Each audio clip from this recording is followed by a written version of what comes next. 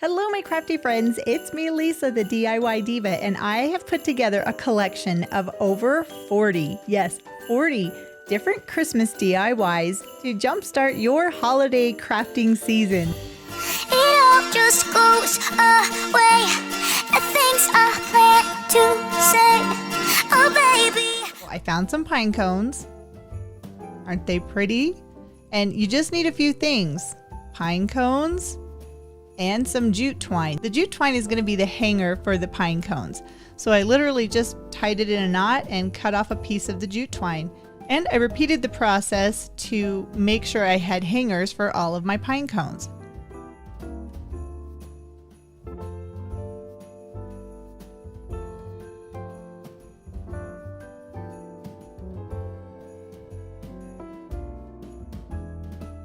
And then I put some hot glue on the top of the pine cone and then just secured the jute twine hanger to the top.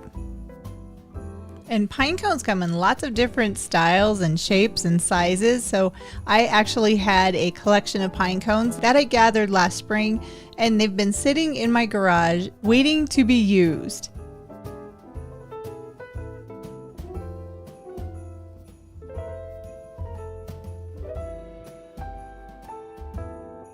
And using some Mod Podge, I'm just going to the pine cone and I'm applying it wherever I want the glitter to be.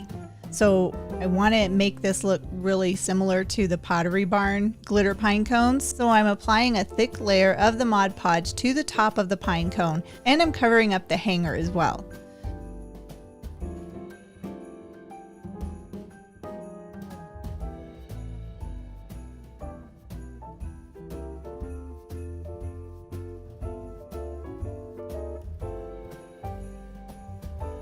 Now for this one, I wanted to try this fake snow that I got from the Dollar Tree just to see what it would look like, because it's really pretty and it doesn't go everywhere like glitter does.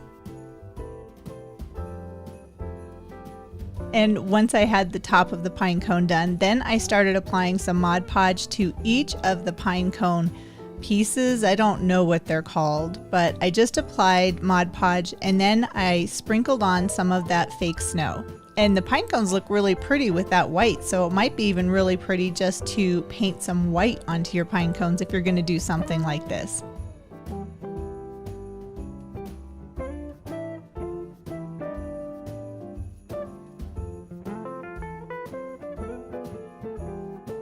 And while the fake snow was pretty, I did want to try this with glitter. So I repeated the process by just putting the Mod Podge on top of the pine cone.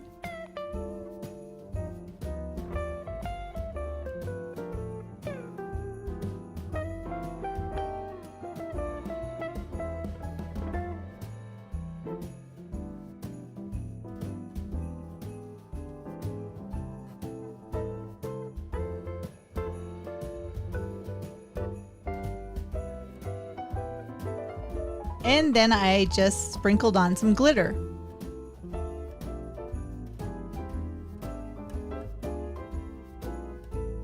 Just like that. And then I repeated the process of putting Mod Podge on each of those little pieces of the pine cone.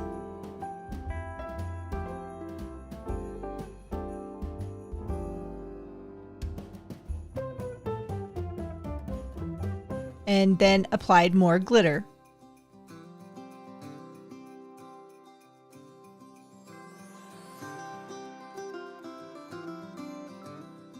And these are the pine cones all finished, hanging up, waiting to go onto a Christmas tree. Now, if you were to buy these at the Pottery Barn, they would cost you $9.50 for each ornament.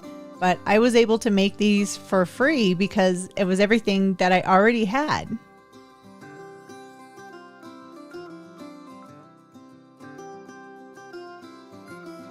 All right, now we're going to move on to the pom-poms. Now I found this yarn at Hobby Lobby and it was $4.99. And I already had these pom-pom makers that I made for when I made my yarn gnomes. So I already have them. So all I'm going to do is wrap the yarn around my pom-pom makers. So if you're going to make your own pom-poms, all you need to do is basically cut out 2 C's out of cardboard. And then you put them together and then you just wrap them with the yarn.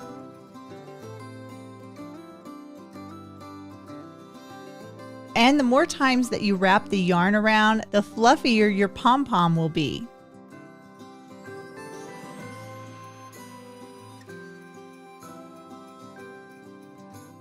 And I think that is about perfect. So now, holding on to the pom-pom maker, I just cut in between the cardboard. But I don't want those pieces to come apart. That's why I'm keeping my hand just like that on the cardboard.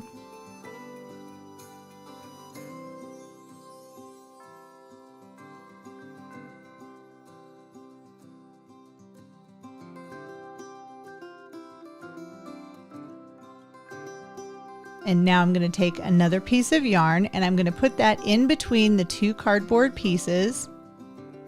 And then I'm just going to tie it into a knot.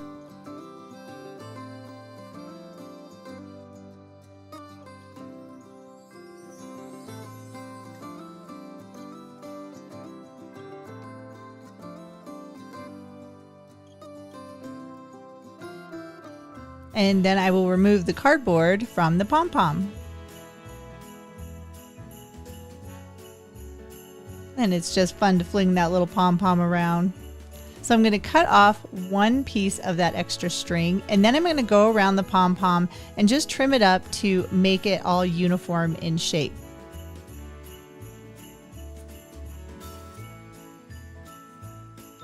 And there's a pom-pom. And these were so easy to make. Now, if you go to Pottery Barn, you're going to spend $12.50 for one pom-pom ornament. Or you can make 5 for $4.99 if you get the yarn at Hobby Lobby. All right, so now I really like the mercury glass ornaments at Pottery Barn, but I can't spend $39.50 for 6 of them. So I found these ornaments on Amazon, and I will leave a link in the description box below in case you're curious. But I really liked this type of ornament. They are plastic, but I didn't like the gold piece on the end. So I just took some burnt umber paint and I did 2 coats of the paint on the top of each of the ornaments. So then it makes it look a little bit older and a little more like Pottery Barn, I think.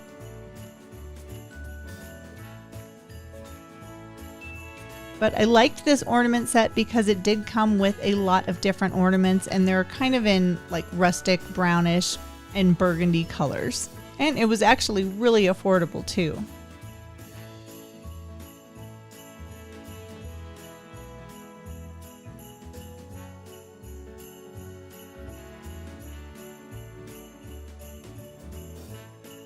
Now I needed to have a container to put my beautiful ornaments into, and I found this bowl on Amazon, and I think it was around $12.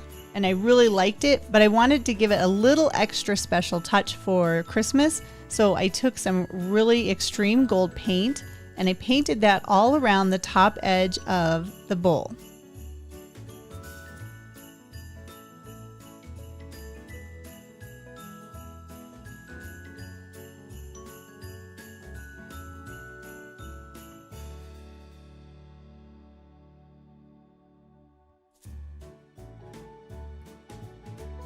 And I found that by doing it really thick, it made it look like it had kind of a pattern.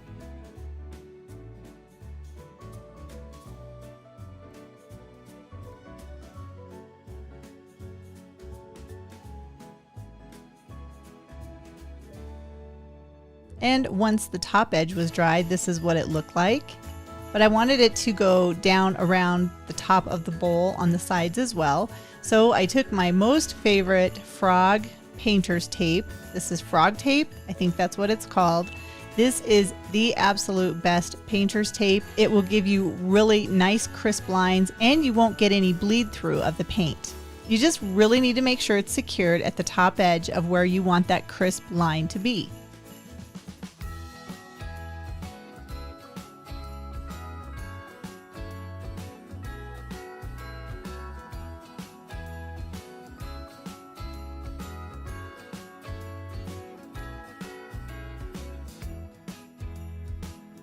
And then I just used that gold paint again and painted around the bowl.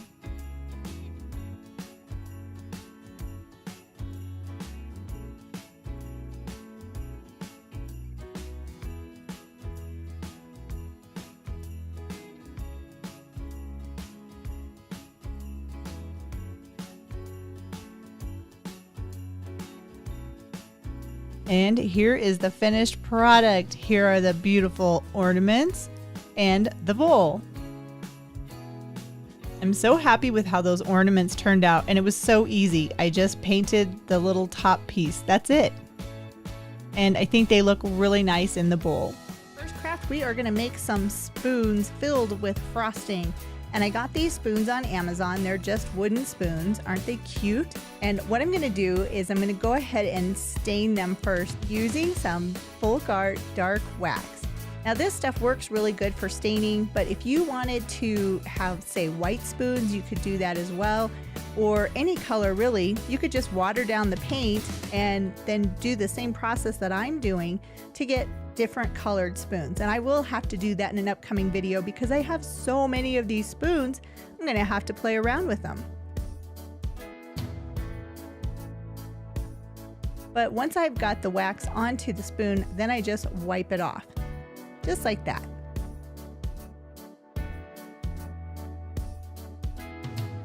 And here are my spoons all dried, and I'm going to be using these faux sprinkles. I got these on Amazon.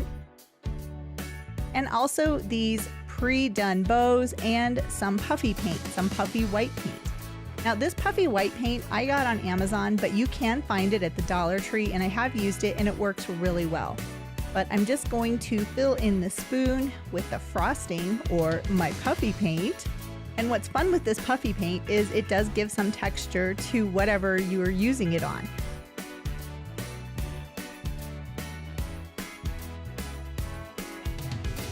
And then I'm going to take some of those faux sprinkles and I'm going to put those on top of that frosting or puffy paint.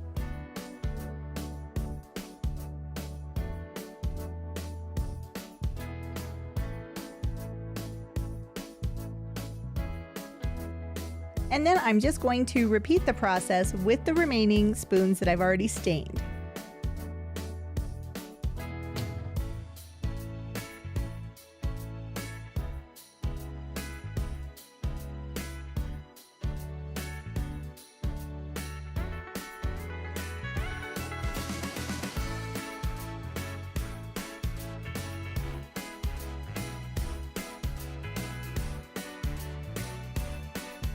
And once the spoons were dry, I took my hot glue gun and then I took the bows and I attached a bow to each of the spoons. I like these bows because they're already pre-tied and they're pretty much uniform in shape and dimension. Not something I could do myself, so that was why I opted to buy the pre-done bows.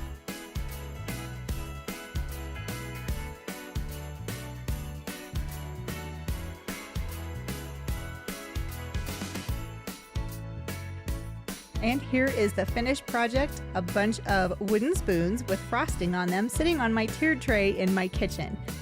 They turned out so cute, and I just put them into a tiny little red mug that I got at Hobby Lobby, of course when it was on sale. And I think it's an excellent addition to my tiered tray.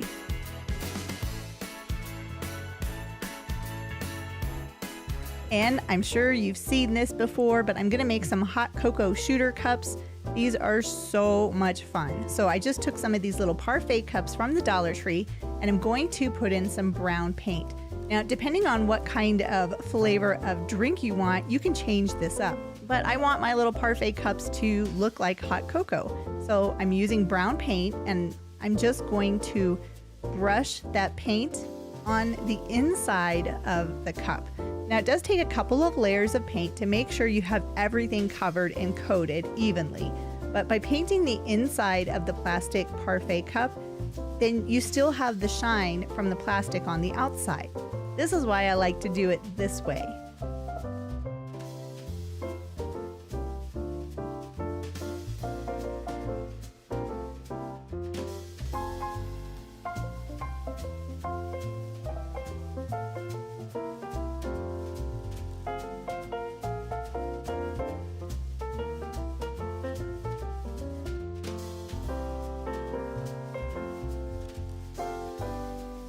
And once my parfait cups were dry, I took a piece of cardboard and I just traced around the top of the cup. This is going to fit down inside the cup so I can have a place for my whipped cream to start without filling up the entire parfait cup. That would be a waste of material.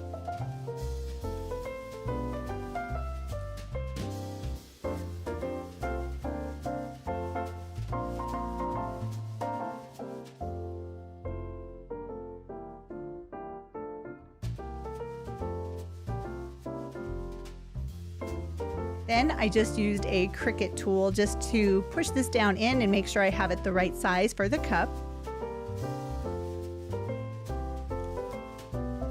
And then using the same brown paint and using my Cricut tool, I just painted all surfaces of that little cardboard disc.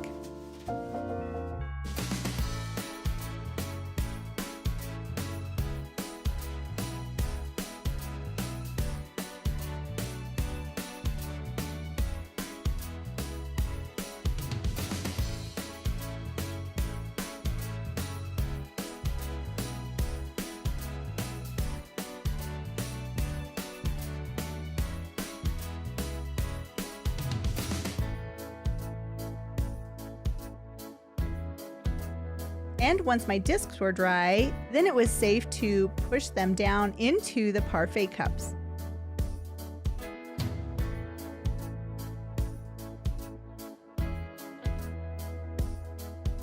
And I just pushed them down so that they were even with where the brown paint was.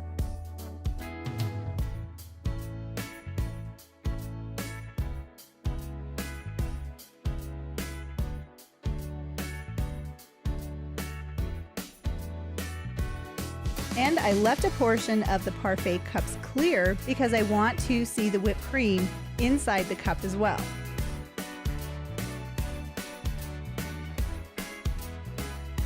And I'm going to be using some lightweight spackle for the whipped cream.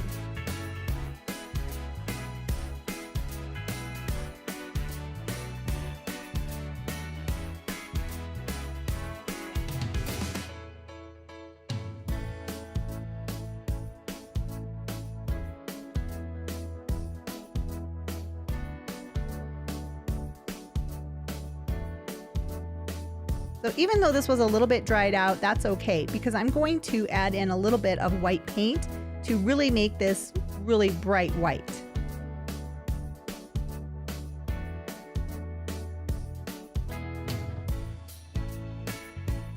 So I'm just putting the spackling into a little cup.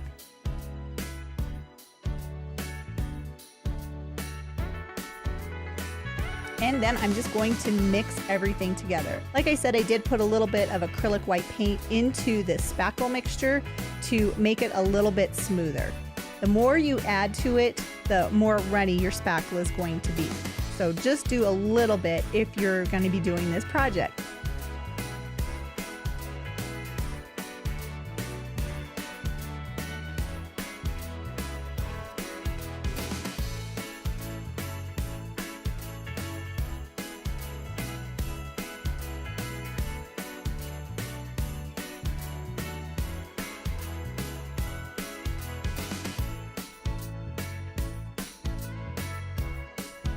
And once I was happy with my whipped cream, I put it into a piping bag.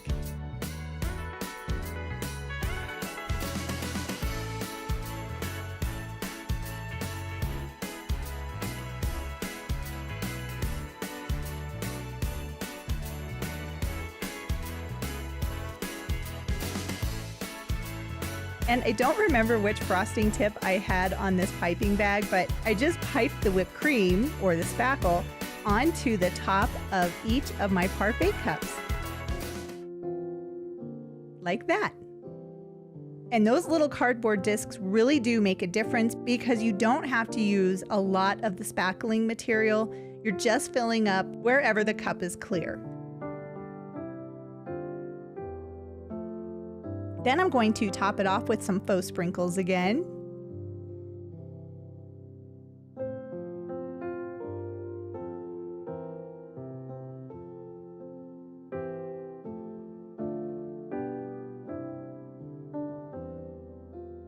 And the spackling is not quite as sticky as the puffy paint, so I did use a tweezers to kind of help the process out.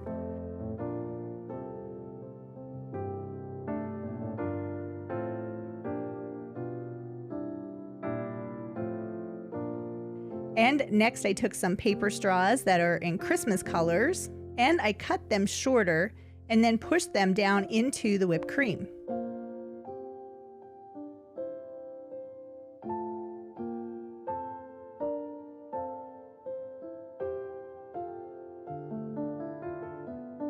And if you don't have the faux sprinkles, you can use cinnamon too. That makes a really great garnish for these little hot cocoa cups.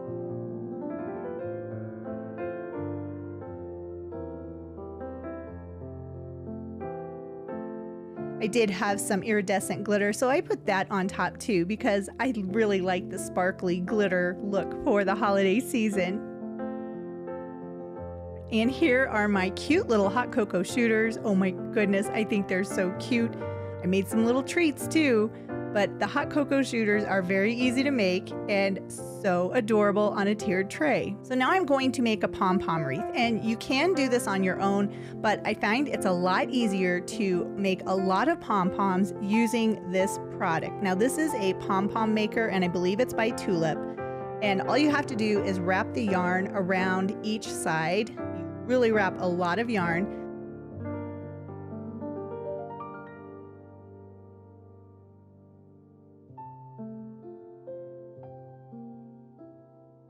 And then you repeat the process on the other side. So you're going to have a bunch of yarn that you've wrapped around those two sides of this little pom-pom maker. Then all you have to do is cut off a piece of yarn.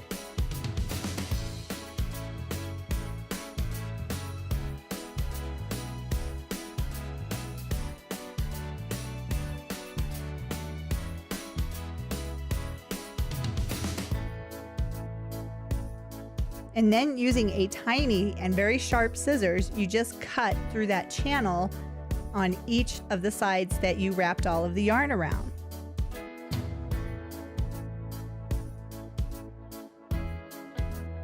Now, like I said, if you want to use like a piece of cardboard to make your pom-poms, you can.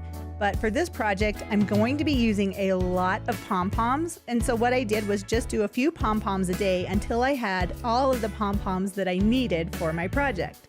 And this little pom-pom maker makes that process a lot easier.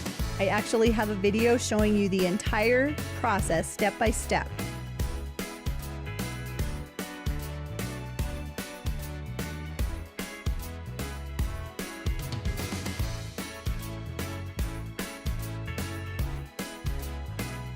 These are the different sizes that come in the pom-pom maker kit. And here are all of my pom-poms. Holy moly, that's a lot of pom-poms.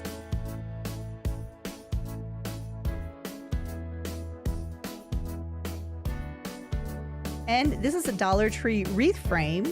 And what I'm going to do is just tie those pom-poms to the wreath frame. And I'm going to tie the pom-poms to all 3 rings. So each ring, there's 3 rings, is going to be covered in pom-poms.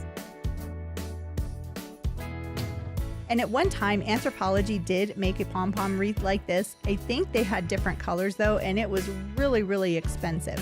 I believe I was able to make this pom-pom wreath for less than $20.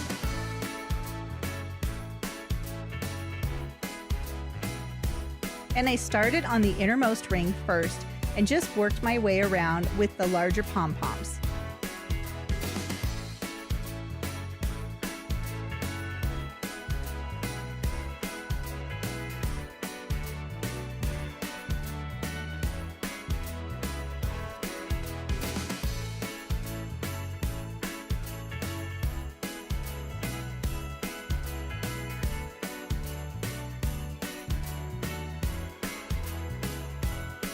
And then I went to the second circle or the second wire ring.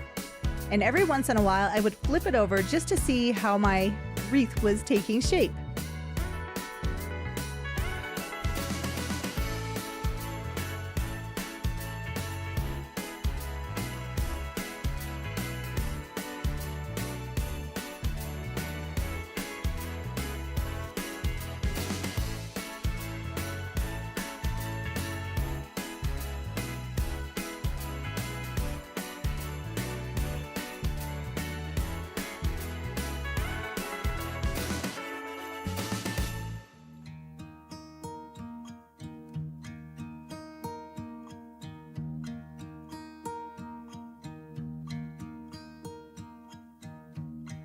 And as I got closer to the end, it got a little tight pushing in the pom-poms, but the end result is definitely worth it.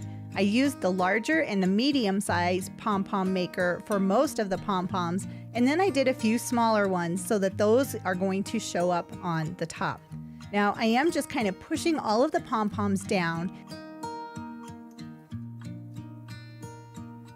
and I wanted to have a way to hang up my pom-poms, so then I just made a little hanger out of some yarn.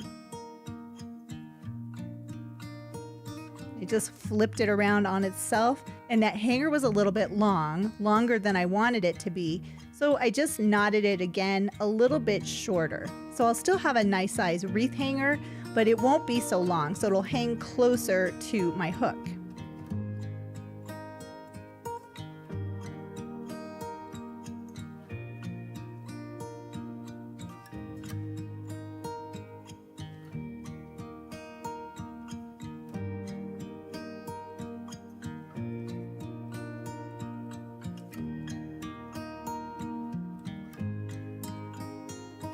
And once I had the wreath hanger done, then I wanted to secure the back of the wreath because I don't want the pom-poms moving around as much. So I just had this fabric that was like remnants from another project, and I'm going to secure that fabric all the way around the wreath form. This will keep the pom-poms towards the front of the wreath and not flipping towards the back.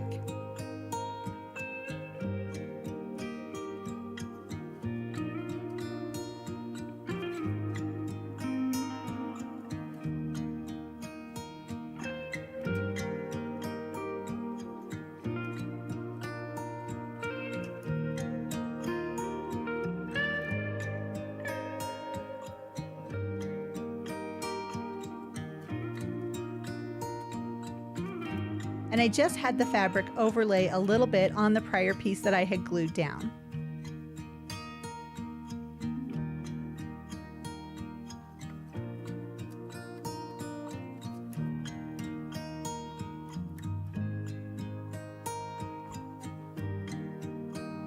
And that is it. And here is my adorable snowball pom-pom holiday wreath that's hanging on my door.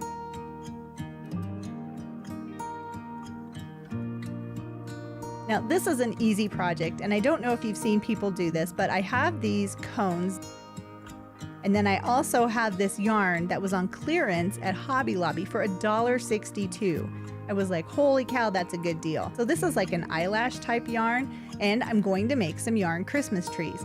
This is such an easy project, but it makes like instant decor for the holidays. And I really like the iridescence to this yarn. This yarn is really pretty, even though it's very fine. You can see as I'm wrapping it around the Christmas tree, it's pretty fine, and it's gonna take a lot of yarn to get that cone wrapped. So I don't wanna see the cone, so I'm just overwrapping the entire cone with that yarn. If you've made it this far into the video, thank you so much for watching.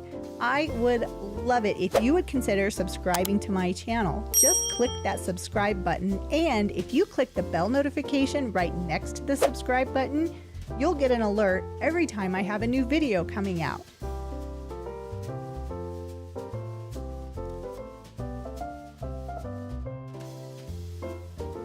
This yarn was so easy to work with, and I think because of the color, it worked really well on the white cone.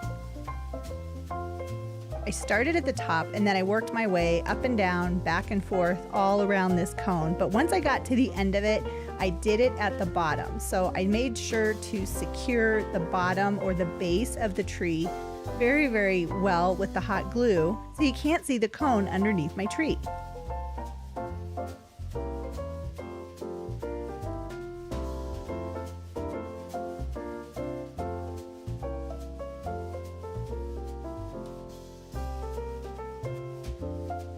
Now I wanted to show you, this is how much yarn I had left over after doing these 3 Christmas trees. I think they are so pretty, and I really enjoy Christmas trees in my decorating, and I really like it when it's an easy project.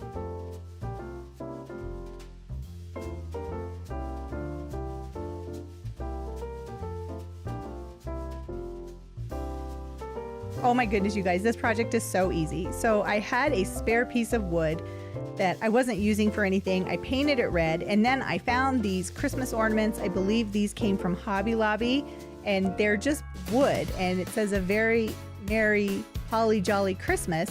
And I thought, you know what, that would be really pretty on my tiered tray. So I just took one of those ornaments and I painted the front of it white. The sides have like a darker color around the sides and in between the lettering. So I just painted the front white and fit it to my painted block. Next, I used Dollar Tree wood glue on the back of the ornament, and I took just a little bit of wood glue here and there. I didn't coat the entire thing because this glue is pretty strong and I just need to have it lay on the front of the block. So just randomly, I put little drops of glue onto the back of the ornament.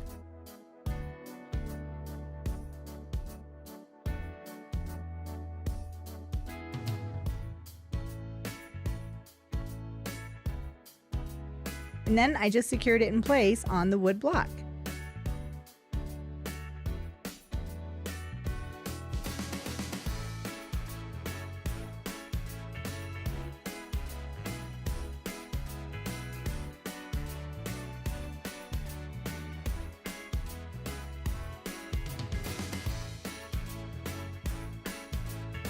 Look at how cute that is.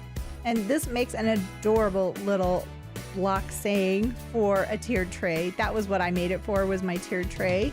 I really like how it turned out, and it was so simple to make.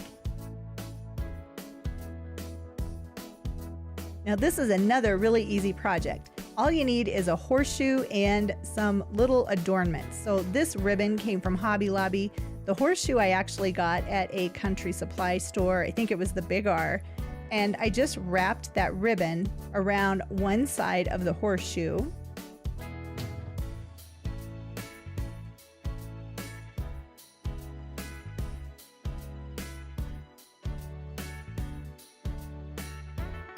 And then I flipped it over and secured the ribbon in place. Now I did not cut the ribbon.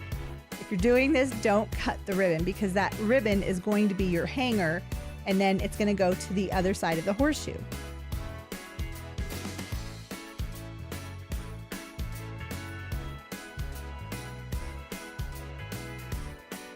And then I just had a little bit in the center, and then I secured the ribbon in place on the other side of the horseshoe.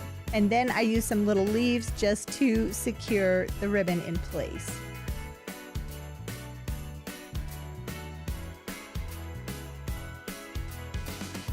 Then this gets a little bit tricky of wrapping the ribbon around the horseshoe because it's just not as fast as the first side, but the end result is totally worth it. And once I had enough ribbon to match the first side, then I just hot glued that ribbon in place on the back of the horseshoe.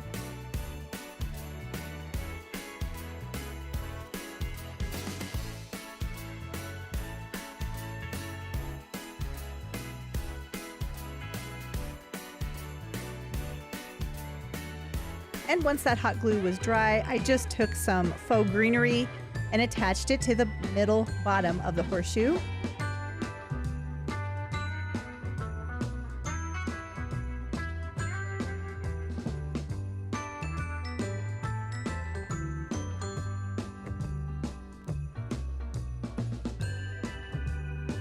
Then I took some glittery snowflake ornament pieces and I just added a little bit of adornment to the greenery.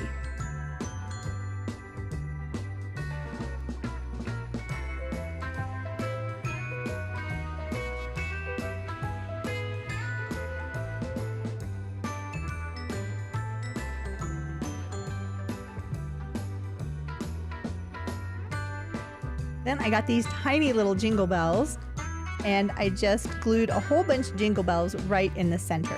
Now, if you wanted to, you could do like a bow or holly berries or something like that, but I wanted the jingle bells, so that was what I used.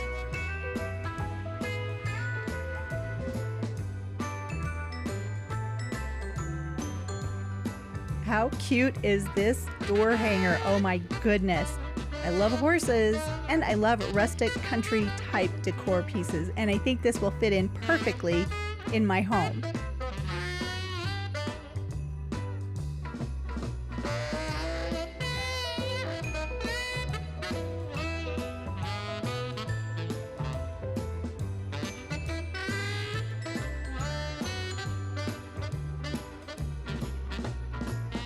All right, now I got this print on Temu. It's a printed canvas, and if you've ever gotten these on Temu, they're very hard to hang up. So I had these Dollar Tree like shelf sitter signs, and I thought, you know what, I'm going to try and make a frame using these shelf sitters so I can actually use my pretty Christmas print. So I laid the canvas, the picture side down, and then I measured off with the shelf signs for the bottom and the top because they were too long.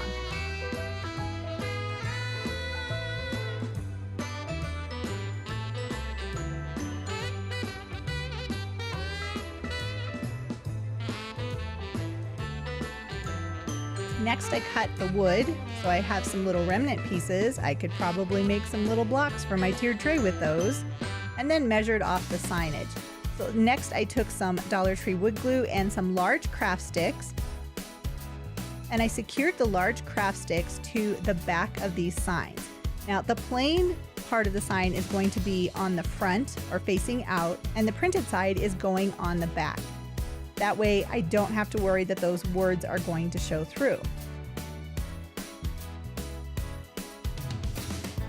This is an easy way to make a frame if you, like me, buy these canvases from Temu.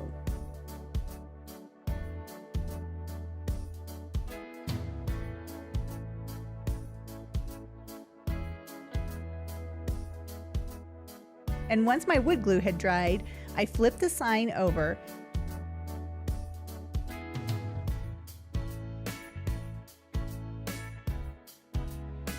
and I took some white chalk paint and I painted the frame.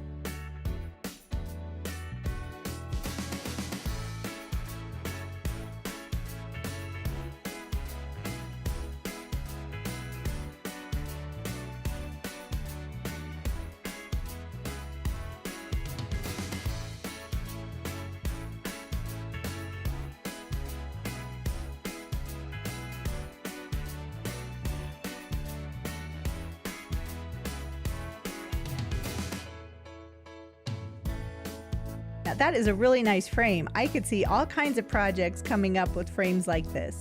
And once the frame was dry, I took more Dollar Tree wood glue and put a big bead all the way around the frame. Then I used a foam brush and I just spread that glue out.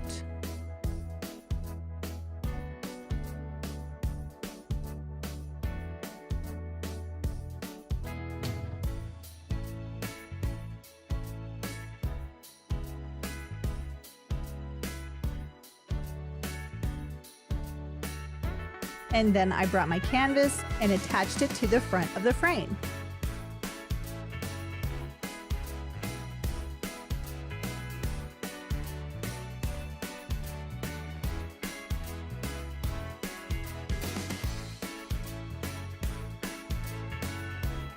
And I didn't want it to slip while it was drying, so I got some heavier pieces and I put all around the top just to keep everything in place how it was while it was drying.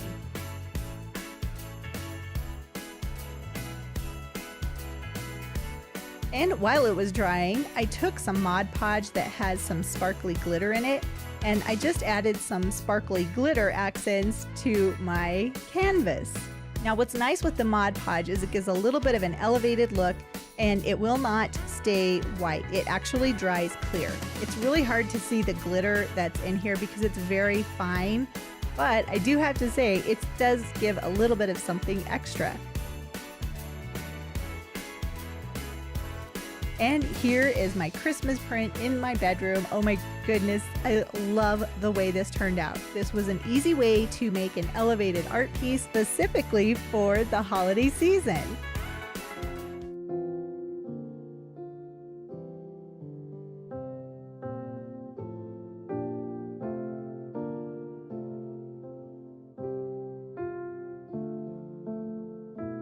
All right, now this project, I wanted to have a candle holder for my dining room table. And I saw one on Pottery Barn, but it was like $180. Right now they're on sale for $131, but that's too much.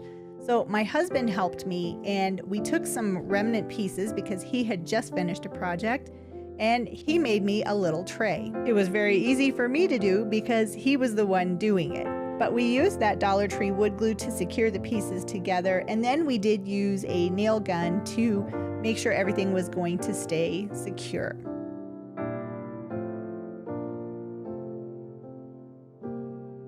But so far my project hasn't cost me anything because these were just remnant pieces that were scrap.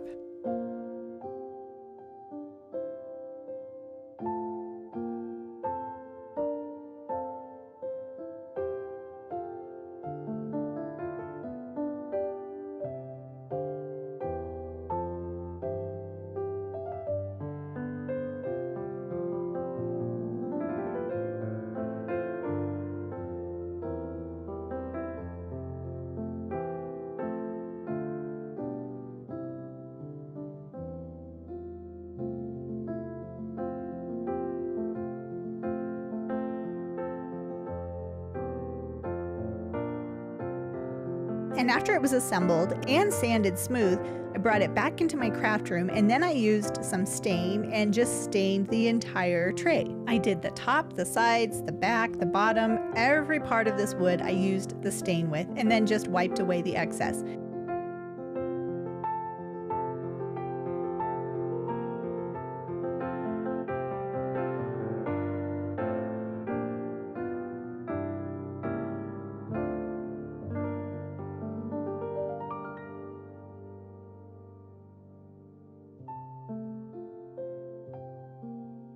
And if there wasn't enough color, then I did go back, like here on the bottom, and I just added a little bit more stain and wiped away the excess.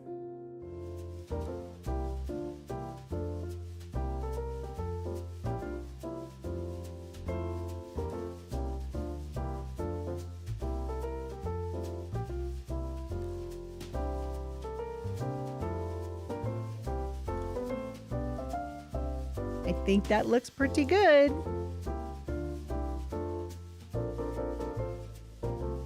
Then I needed to make some handles. So I had this PVC stuff. It really is very similar to like a foam air dry clay. So I just pushed this stuff out and I made a couple of handles because the Pottery Barn version does have metal handles, and I really wanted to make this look like it was from Pottery Barn. Now my little Dollar Tree cutter wasn't working the greatest, but that's okay. It was $1.25, so not a big deal.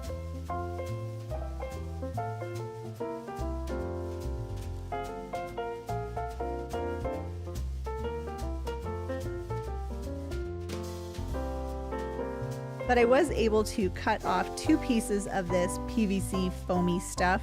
And then I just stretched it out a little bit to make it a little bit thinner, and I want to make sure that they're equal.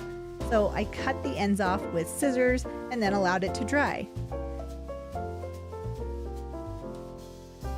Now for this next part, I'm going to be using my cute little chop saw. Isn't this thing awesome? So cute. I love this for my craft room. It works so well for little tiny pieces of wood. And I didn't have any wooden dowels, but I did have these foam paint brushes, and these are the perfect size dowel for my project. So I just measured off the dowels at 2 inches. Now by measuring it at 2 inches, I'm actually going to be able to get 2 dowel pieces from these little foam paint brushes.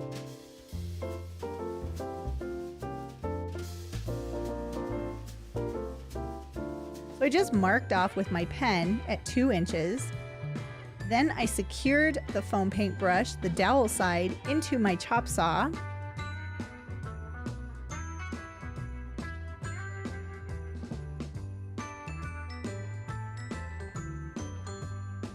Push the button in the handle, and then I have my piece.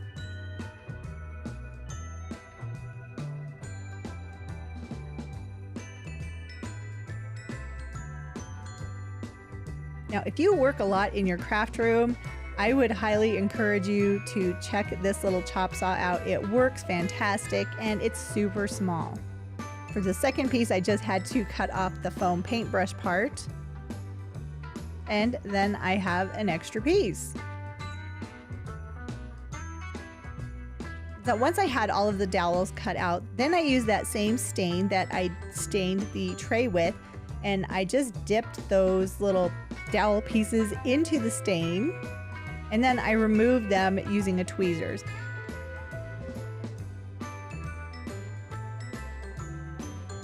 Then using a paper towel, I just wiped off the excess stain.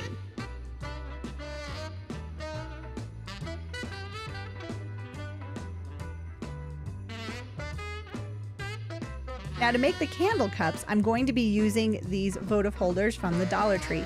They come in a pack of 4. This is a fantastic deal, and this is pretty close to what the Pottery Barn version of this little votive holder looks like. I got out all of my candle holders, then using some Dollar Tree super glue that's kind of like E6000, I just secured those little dowels onto the bottom of my candle holders.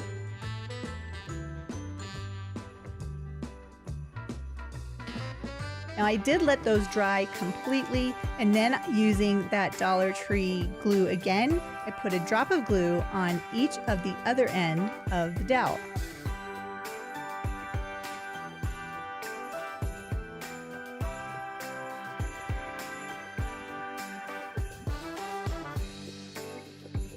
Then I flipped it over and secured it to the bottom of the tray. So this is going to rise these little votive holders off of the bottom of the tray.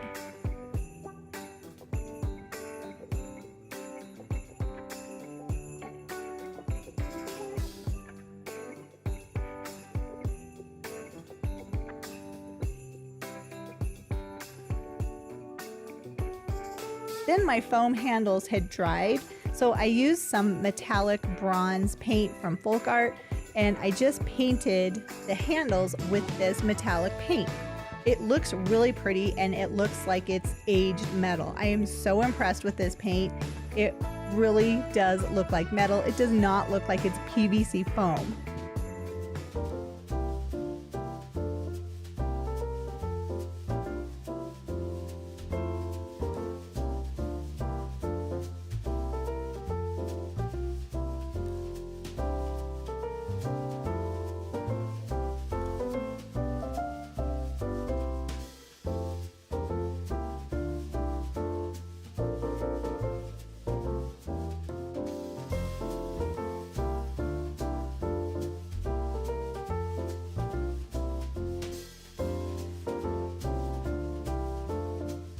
And once my handles were dry, I attached them to the tray.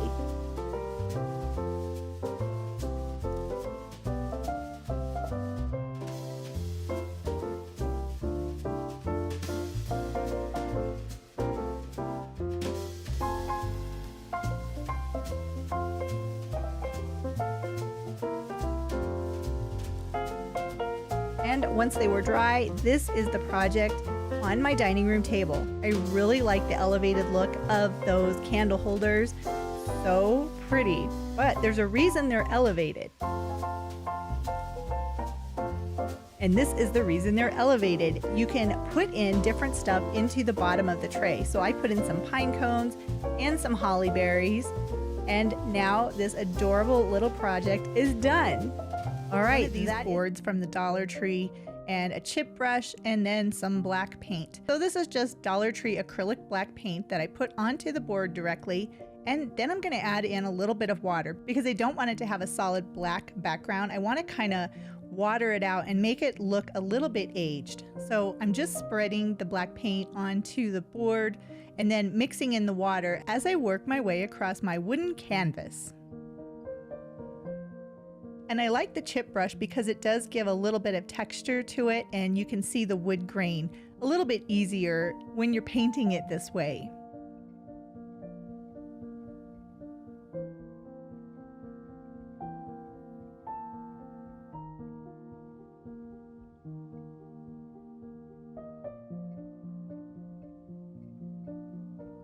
And I did go ahead and paint all sides, so the top as well as each 4 sides that are going to be visible. And then I just let that dry for a little bit. And while it was drying, I used my Cricut machine and I found this really cool saying from the Polar Express. And I had some permanent vinyl that's kind of a metallic silver color. And I thought, how pretty would this be hanging up on the wall?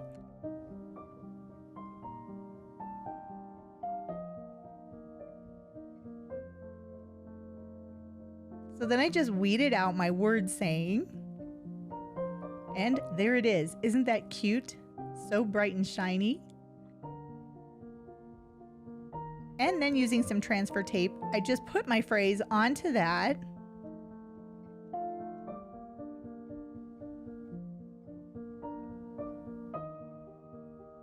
And then cut the transfer tape down to size. Now this is Frisco Crafts transfer tape, and this is by far my favorite.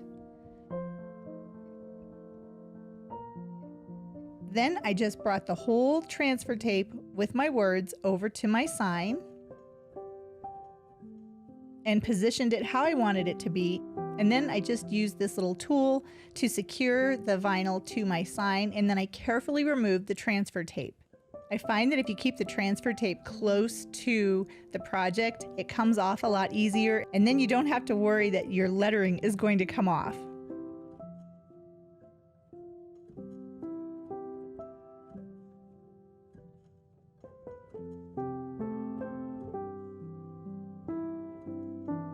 Look at how pretty that is. And here it is hanging up on my wall. Seeing is believing, but sometimes the most real things in the world are the things we can't see. A quote from the Polar Express. For my next project, I got another of these canvases from Temu, and people seem to enjoy the last canvas that I made over, so I decided to do another one.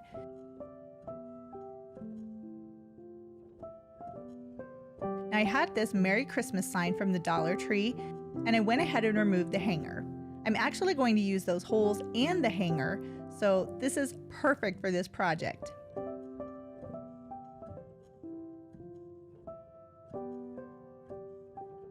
And see, this little canvas fits this just about perfectly. So then I just took some Dollar Tree wood glue and I put that all over the back of the sign, because the back is going to be where I'm going to adhere the canvas to.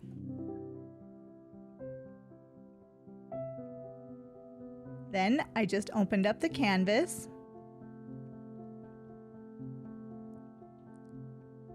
and secured it in place. I did go over it a little bit just to make sure there's no bubbles or anything in that wood glue.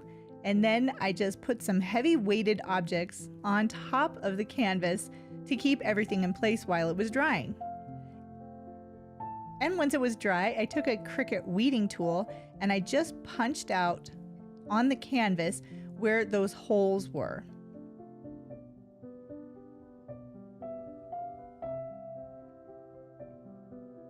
And then using some wood beads, I put a bunch of them onto the hanger.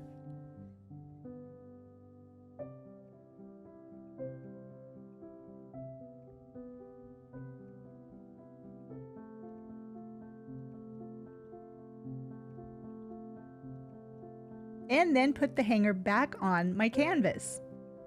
And it just slips right in, and just like that, I have a very, very festive Christmas piece to add to my decor. I really like how this turned out. It was so easy to do, and I think it's just really pretty.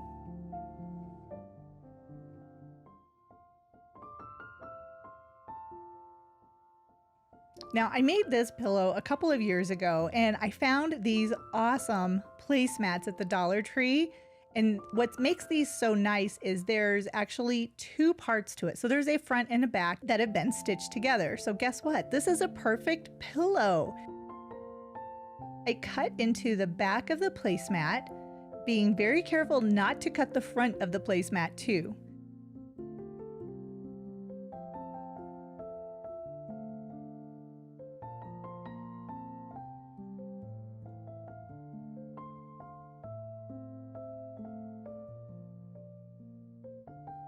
And then I just kind of peeled the back away from the front, being very careful not to rip any of the back of the placemat as well as the front. And then I just took my Christmas pillow from a couple of years ago and I stuffed it into the placemat.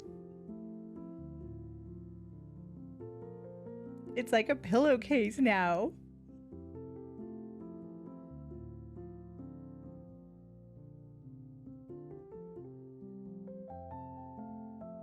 And since it is a little bit larger than my original pillow, I did fold over the end and then just used hot glue to glue it in place. And I took another placemat and I did the same thing, but I don't have another pillow to put into this one, so I'm going to add some filling to make this placemat a pillow. So I went into the center of the back of the placemat, again being very careful not to pick up the front part of the placemat, and I just cut a slit into the back.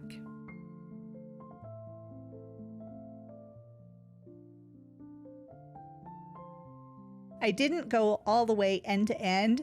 I just needed to have a big enough space that I can put my hands in with the filling.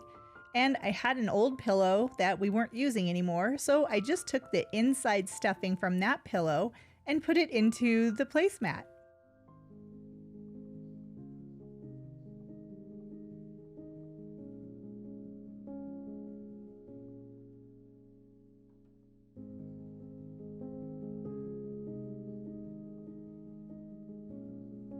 And once I had the pillow as full as I wanted it to be, and using some Dollar Tree wood glue, I glued that ribbon to the opening or the back side of my pillow. The Dollar Tree wood glue works really well for fabric, as well as wood. And it dries clear, so you won't be able to see the glue once it's all dry.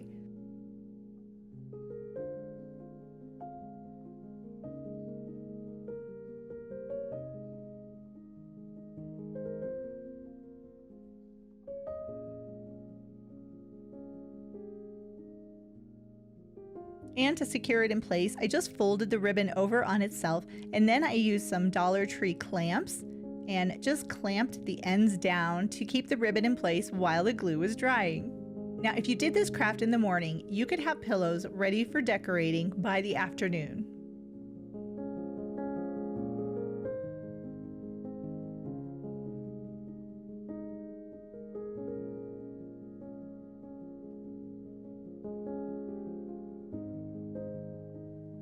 Isn't that pretty?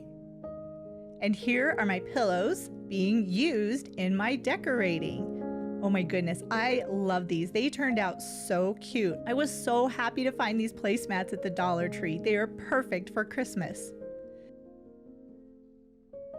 Okay, so this one's a little bit different. This is an English stirrup, and if you don't have a horse, that might be challenging for you to find some English stirrups. I just wanted to have an accent piece, so I took little baubles and things that I already had and just dressed them up for Christmas.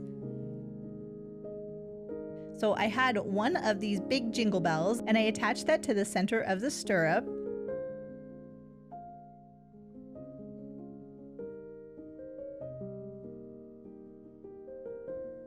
So it'll just kind of dangle down, and then using some faux evergreen greenery, I cut little pieces off and I attached those to the top of the stirrup. If you're still watching, thank you. I would love it if you would subscribe to my channel. And if you click that bell notification, you'll get an alert every time I have a new video coming out. I'm so happy you're still watching.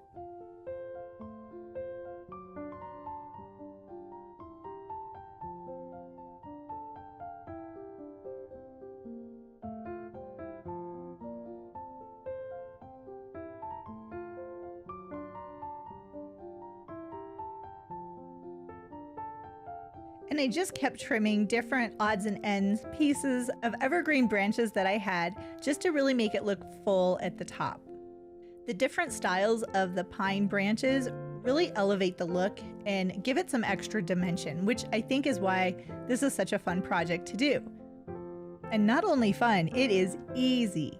Super easy, just using things that I already had. I was going to put all my Christmas crafting supplies away, and it was like, I just want 1 or 2 more little things to add. So I just found pine cones and evergreen branches and a jingle bell and made this really cute little accent piece to put on a shelf in my dining room.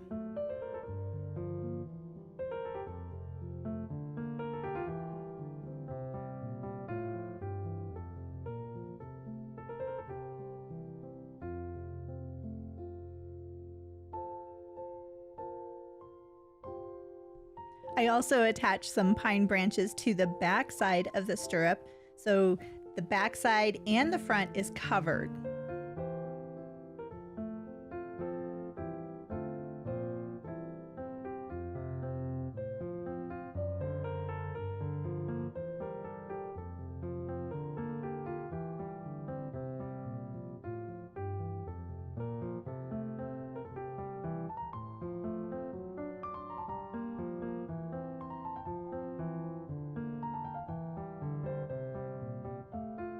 Then I added a few extra smaller pine cones.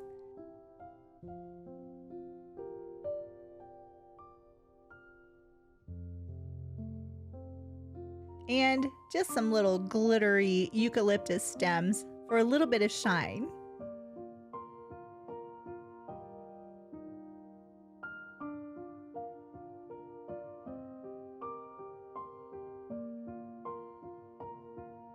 Now you could leave it just like that, but I wanted to add a nice red bow. So I had this really thin wire-edged ribbon that I got at Hobby Lobby this year, and I cut a bunch of pieces off just to make a really full flat bow, if that makes any sense. And I really like that little swallow's tail on the bottom of how the ribbon hangs down. So I went ahead and cut several pieces of the ribbon shorter, and then I just added that little cut, basically cutting off a triangle on both ends of the ribbon. I did it on the smaller pieces as well as the longer pieces that are going to be hanging down.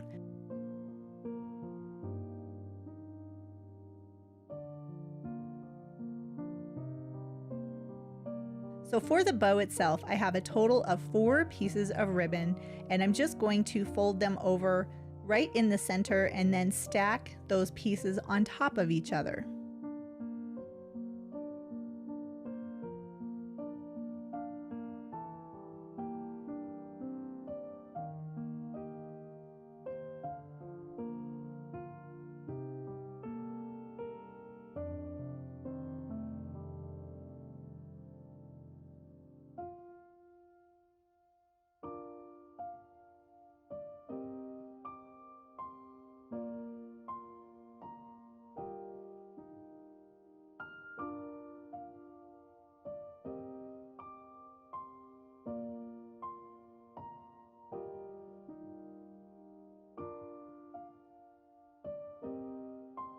And once I had the 4 folded pieces, then I took the shorter pieces that are just going to be flat and I layered them, and then I grabbed the 2 longer pieces and put those on the bottom. Then using a very tiny zip tie, I secured all of those pieces of ribbon together.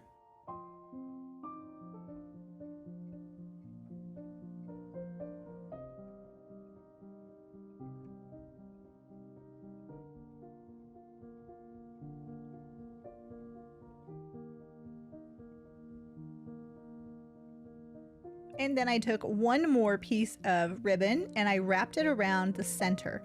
And using my hot glue gun, I just secured that ribbon on top.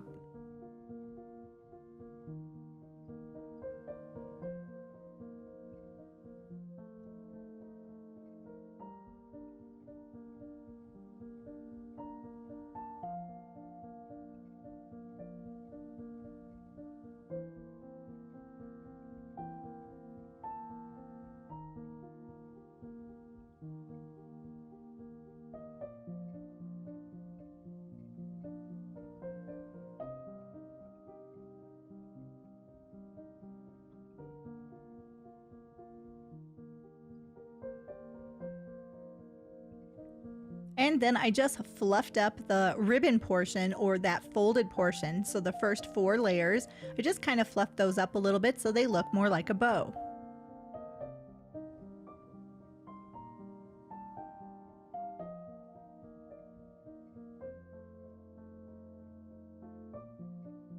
And then I folded the flat pieces so that they're going to hang down a little bit.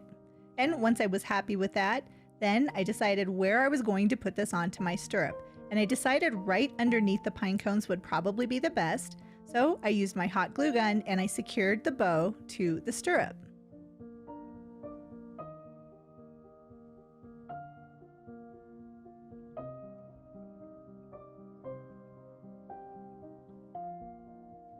And here is the finished stirrup.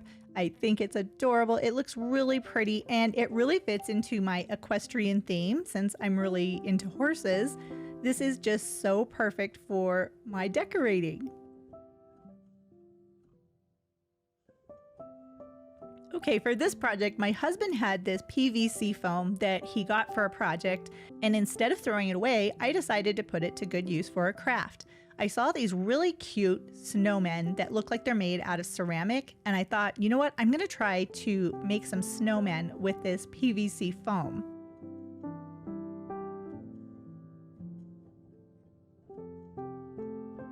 So I opened 4 packages and just kind of rolled it around.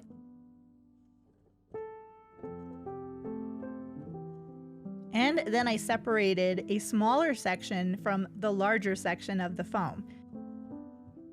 And then I just formed them into balls. Now, this is really similar to the air dry clay, and it's very easily moldable. So I was able to make a larger ball, which will be the body of my snowman, and then a head. And I just put the head on top of the body and then set it off to dry.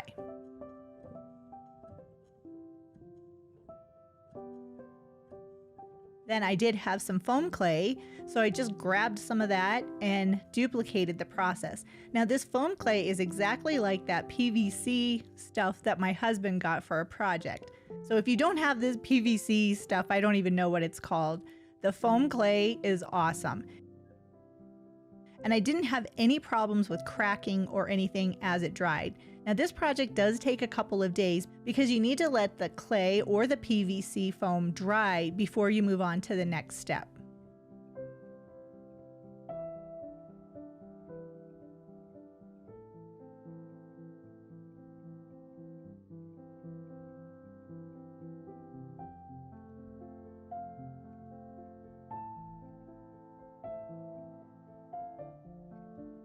And there's the head for my second snowman.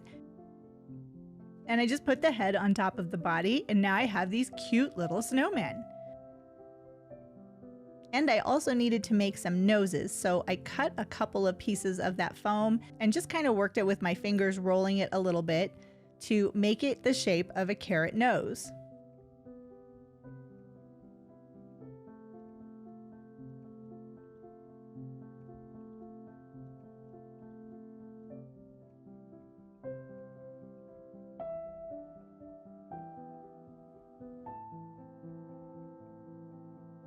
Then I just put everything off to dry. And once it was dry, I took some chalk paint, which I do keep in a Dollar Tree container because it's much easier to pour out. So yes, this is chalk paint. And I painted each of the snowmen. Now, to make this have a really smooth surface, I did add a little bit of water to the chalk paint because I don't want to see any brush strokes. I just want to see if I can make this look ceramic.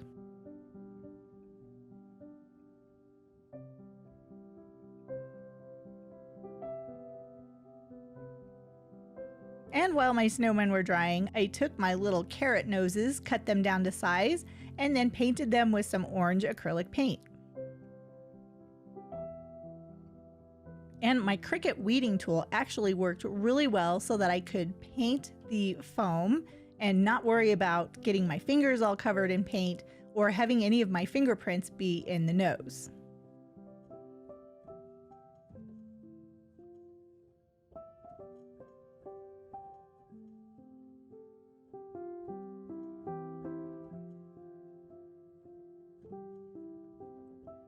Now, once everything was dry, I took my little carrot noses and using some hot glue, I attached the carrot nose to the snowman.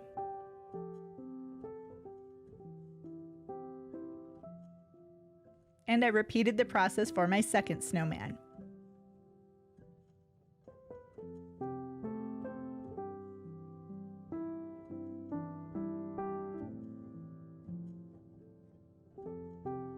Then, using some Deco Art triple thick glaze, I gave each of the snowmen a nice thick coat of the glaze to really make them shiny.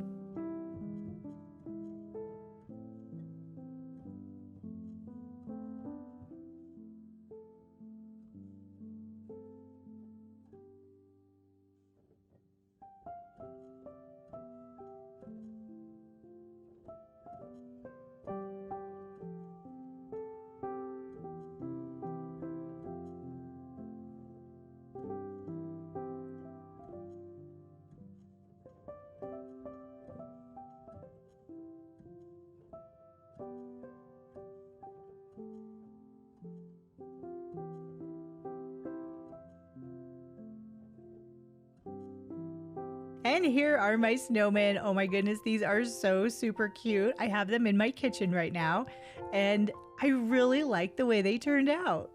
And for our first project, we're gonna make a gingerbread house using Dollar Tree doll houses. So I have 2 of these Dollar Tree doll houses, and I'm going to cut those little end pieces off. Those end pieces, I believe, are to connect them together, but we don't need them for this project.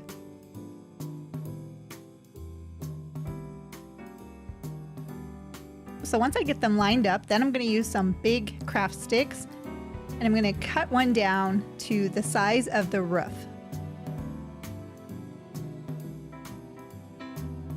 And then using my hot glue gun, I'm going to put some glue on the back of one side of the craft sticks, and then I'm going to secure it to the top. This is going to join both houses together.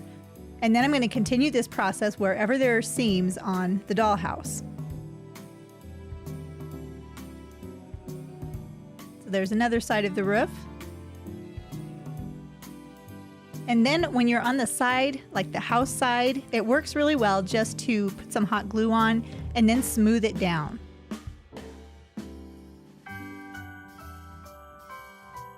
Now, once I had the dollhouse all pieced together, then I just painted it with some tan paint. And this is just acrylic paint. I did end up going back and doing 3 coats of paint to get a nice solid covering of paint so that none of that plastic showed through.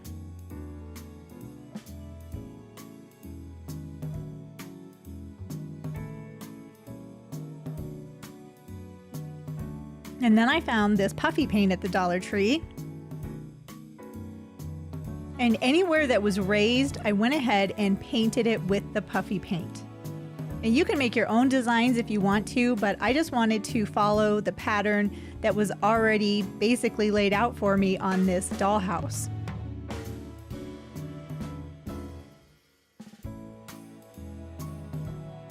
So I just continued the process, covering everything with the white puffy paint.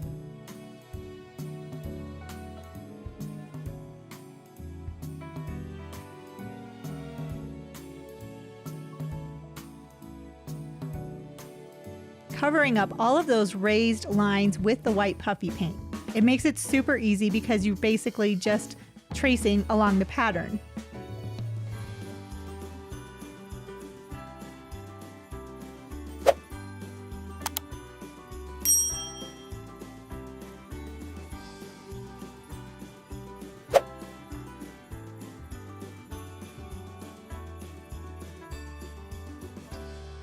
And as you can see, just by following the pattern of what was already there, it looks pretty good.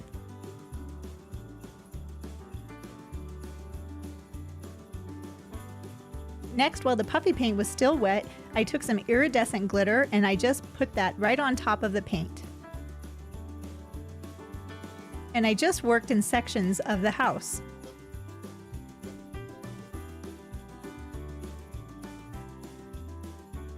And here is the end result. Look at this adorable little gingerbread house that I made using 2 Dollar Tree doll houses, some puffy paint, and some glitter.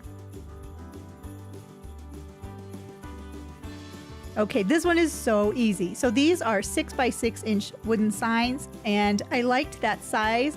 So I just took the signs and I poured on some red acrylic paint. And the color of this red is called True Red. It's pretty bright, as you can see. Now, while I was painting this, I think you can see I'm using my left hand and I'm right-handed. Well, that's because I had surgery on my right shoulder, so I'm not really supposed to be using my right hand actively. So it's going to be a little bit awkward, but this just shows you how easy it is to do this project.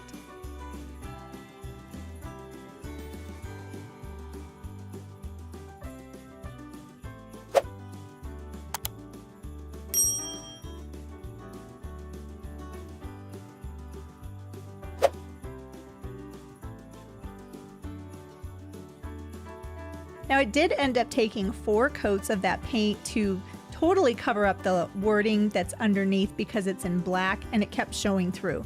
One way to get around that would be to paint everything black first and then go back and paint it red.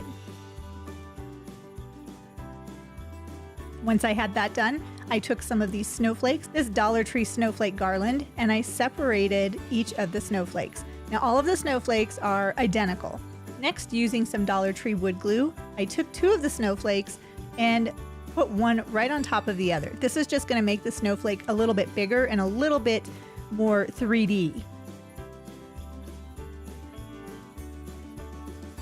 And for the second snowflake, no 2 snowflakes are alike, so I just moved the top snowflake a little bit over top of the lower snowflake so it gives a little bit more dimension.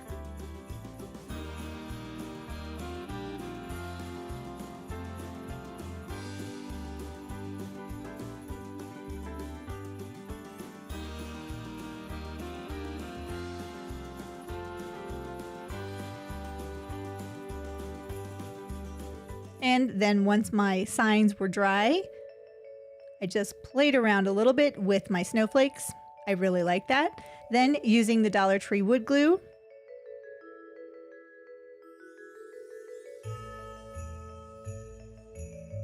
I secured 1 snowflake to each of those signs. Super cute and super easy holiday art for the wall or even as a shelf sitter. Okay, so I had one of these Harvest Wishes signs from Dollar Tree. I also had this wire-edged ribbon and a Dollar Tree Christmas tree along with a couple of candles from the Dollar Tree. So I didn't want to paint this, but I really like this buffalo plaid. I think that's what that's called on the ribbon. And I just used some glue and I secured the ribbon to the Harvest Wishes sign upside down, of course, as you can see.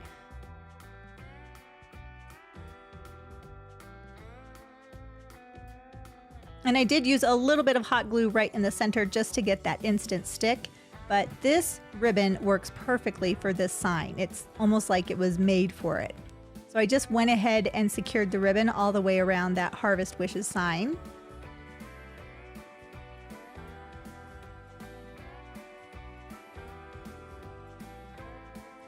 And this is going to be the base of my project. You don't have to get fancy, you don't have to have a perfect paint job when you have ribbon like this. And then I took 3 of those Dollar Tree candles and I secured them to the inside of the sign. Now on the center candle, I took the center hang up piece from the Harvest Wishes sign, and this made it a little bit taller for the center candle. So that way my candles are a little bit different height.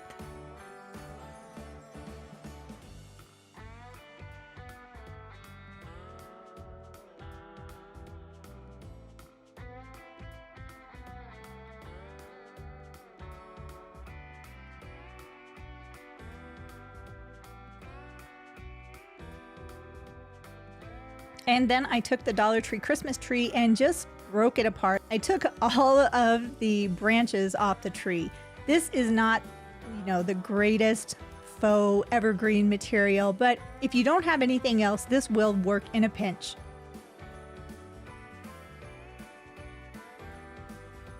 It also works really well as a base for whatever you're going to be doing. I'm just going to secure a few of these branches in between each of the candles. Now I don't want to secure anything on top of the candles because I want to be able to remove them and take the battery out because they don't have an off switch.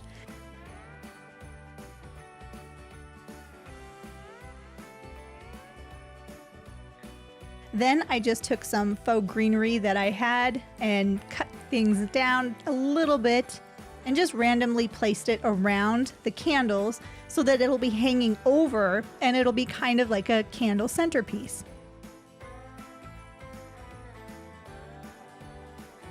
And here is how my Dollar Tree centerpiece turned out. I think it looks really cute. It was super easy to make and really fast too.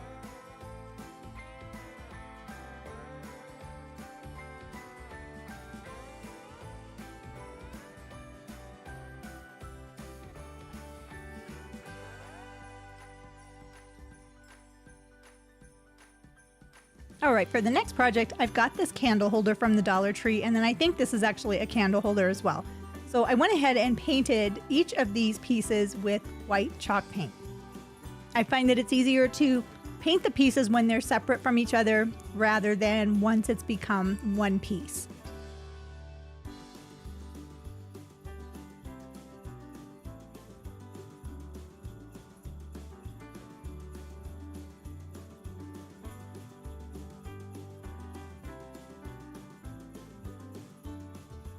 And if you don't have chalk paint, you could totally paint this with spray paint as well.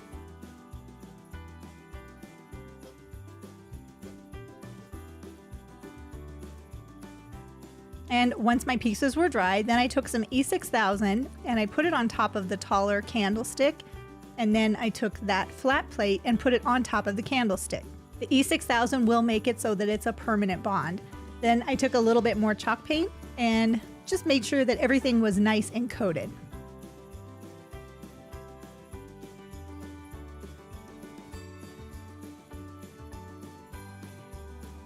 Now, while that was drying, I used a few things from the Dollar Tree, like the charger, and then I had these faux greenery pieces and faux poinsettias. So I just put those onto the charger. Then I put my candlestick that I made with one of my favorite candles. And just like that, I've made a centerpiece. And speaking of gold chargers, I'm going to take this gold charger along with this container that I got from the Dollar Tree, and we're going to make another type of centerpiece. So the Dollar Tree has these flickering votive candles that are LED, and I'm just testing them all out to make sure they all work. So far, 3 are working, 4, 5, and 6. Yes, all 6 of them worked. So what I did was take 3 of those little votive lights and put it in the bottom of the container. And next, I just layered in a bunch of different pine cones that I already had. I think I got these at Hobby Lobby when they were on sale. So I want to still be able to see the flickering lights from the candles, but I don't want to see the candles so much. So I just kind of stacked everything and layered the pine cones up to the top of the container.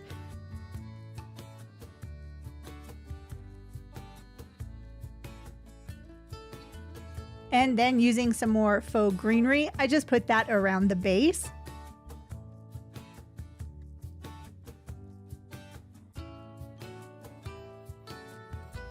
And put a little bit of pine garland around that. And now I've created a very nice pine centerpiece with a bunch of pine cones that kind of twinkle because of the candles. But it's completely safe.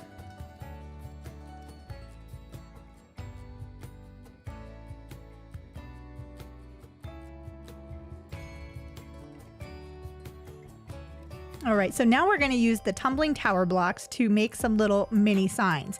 So I just took 4 tumbling tower blocks and glued them together. Then using this Flameco red, I painted every side of the tumbling tower blocks. Now, if you've never made Christmas ornaments with the tumbling tower blocks, you really need to try it this year. There are so many different variations of different ornaments and things that you can make with these blocks. It's just incredible.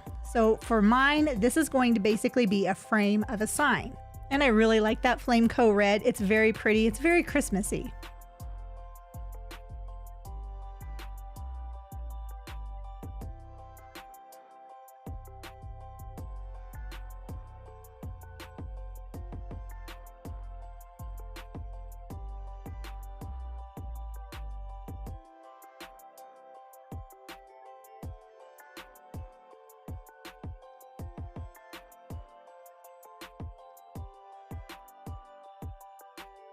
And once my tumbling tower block frames had dried, I found these super cute little Christmas sayings and I printed them on cardstock.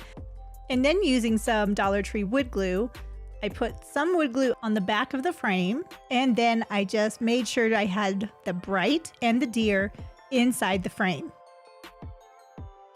And then I repeated the process for the other one that I had made. And this one is a deer and it says Merry. Get it? Merry and bright?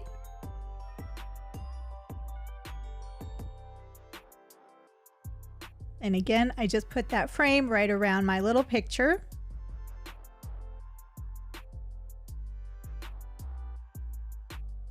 And once they were dry, I cut off the remaining cardstock from the back of the frame.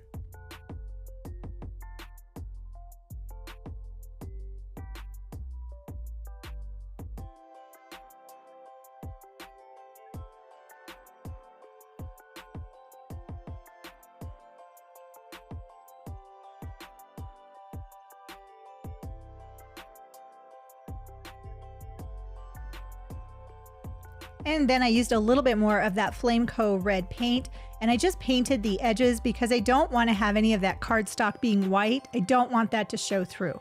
So I just went around both of my signs a couple of times just to make sure everything was nice and uniform and everything was red. I find when you pay attention to these little details, it makes the biggest impact on your project.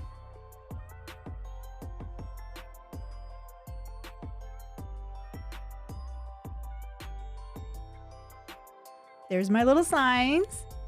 And here they are with my fancy little hot cocoa decoration station, my Merry and Bright sign. See this awesome little Merry sign? I got this at the Dollar Tree, and the Y is a deer. How cute is that?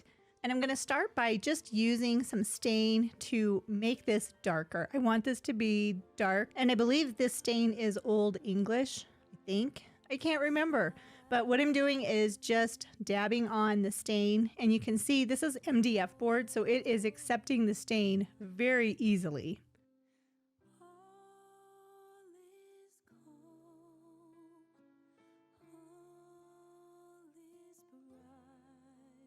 And once I had the top portion done, then I went in between all of the letters because I would like it to be darker in between. So I'm just using a foam brush and just getting that stain in where I can in between all of the letters.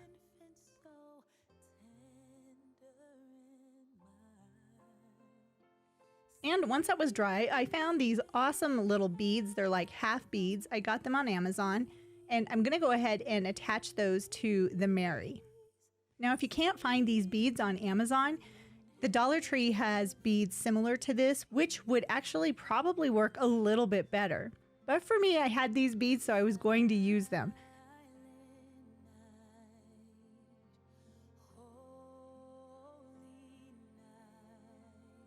And after I had all of the lettering done, then I just wanted one more bead on the reindeer's nose.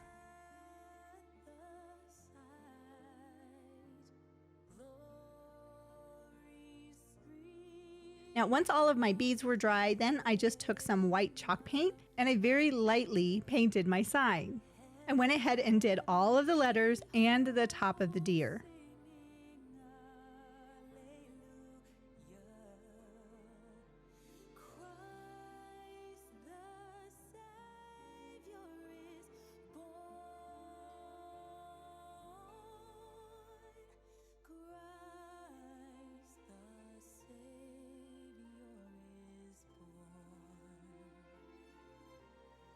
And then once my chalk paint was all dry, I did go back with a little bit of this gold paint and very lightly just brushed on some gold just to give it a little bit of something extra.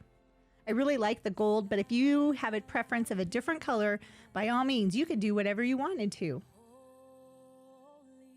I did also do the same technique with the deer head itself, just with some brown paint. And once that was done, then I just took some red paint for my reindeer's nose. Here's the sign all finished. This is a super easy project. I really like the little raised areas of the Merry or the Myrrh.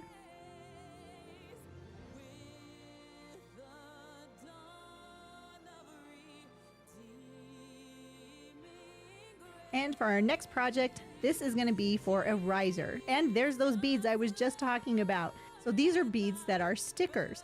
And I had this scrap piece of wood, and then I just took these sticker beads and I attached it all the way around the center portion of my scrap piece of wood.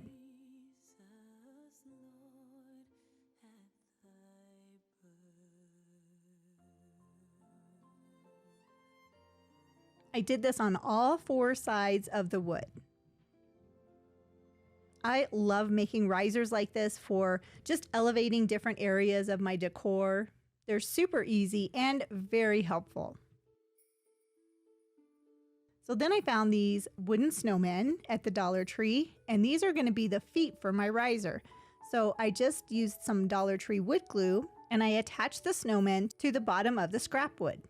Those are going to be my legs and feet.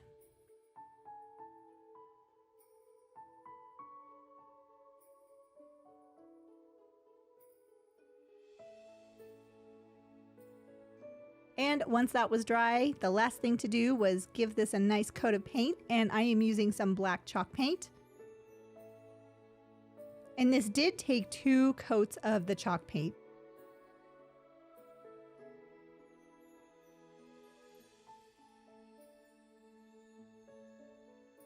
But here is the end result. Oh my goodness, isn't this so pretty? It looks like I made a piece of furniture. And I guess in a way I did.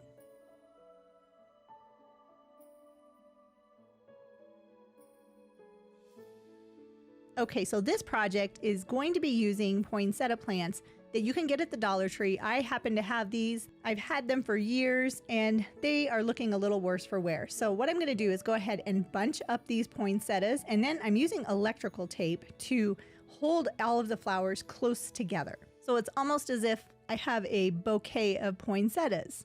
And I find that electrical tape works really well because it has a little bit of stretch to it, and it makes really nice bundles or bunches of flowers.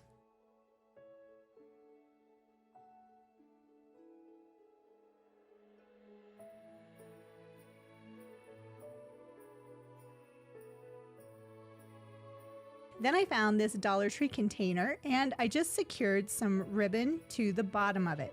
Now this ribbon is like black watch plaid, is that how you say that? That I got at Hobby Lobby when it was on sale. But just by adding a little bit of ribbon to the bottom of my container, it really dresses it up and makes it very festive for Christmas.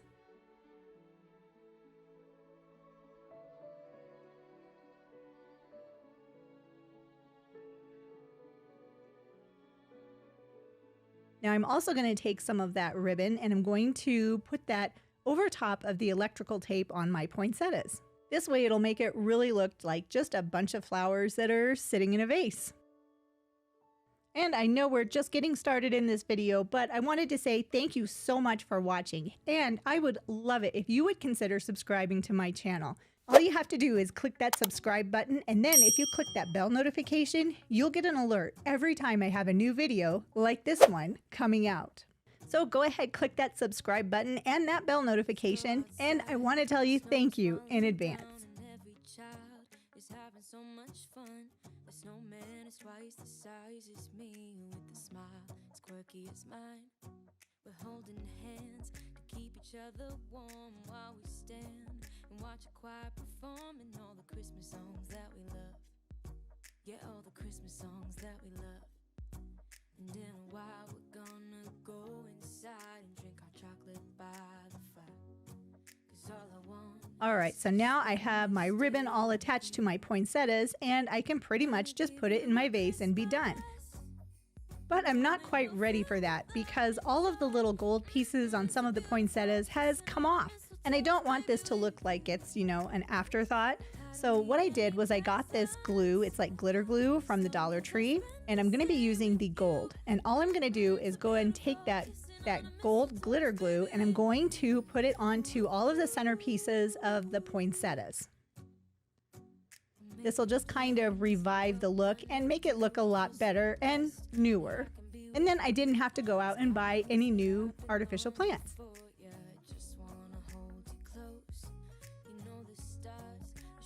And even though these are used poinsettias or old, I think they look really nice in this container.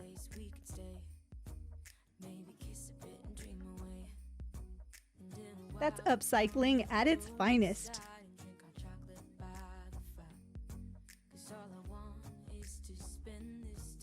Oh my goodness, I love the Nutcrackers at the Dollar Tree. They are so cute. And I know a lot of people have done different craft projects with the Nutcrackers, but mine is going to be a little bit different. So the first thing I'm going to do is take off all of that hair.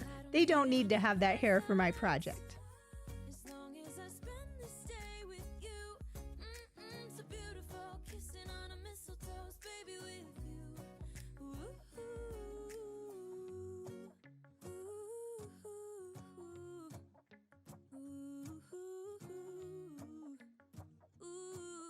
And I think this is probably the hardest part, is getting that hair off without destroying the Nutcracker. It took a little bit of time and a little bit of patience, but I was able to remove all of the hair from both Nutcrackers.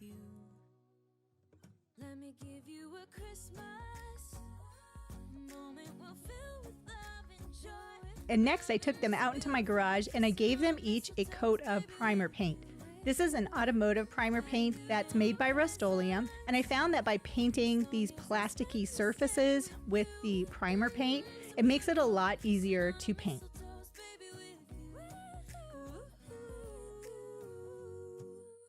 I also found this Nutcracker at the Dollar Tree and he was only $3. Now I'm not going to primer paint him because he's plain and he's wood, but I'm going to use this gold acrylic paint and I'm going to go ahead and paint the Nutcracker with this gold paint. I could use spray paint, and I've seen a lot of people use spray paint, but like I said, I'm going for a little bit of a different look, and I don't want this just to have that flat appearance and finish that spray painting gives it.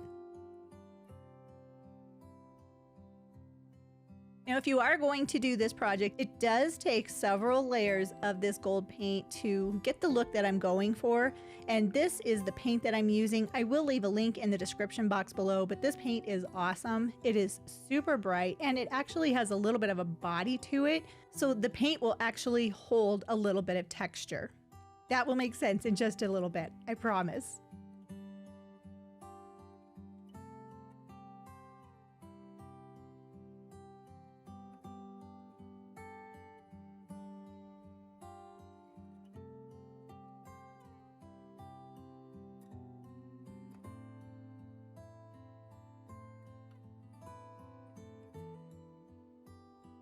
You can be as careful as you want with this paint.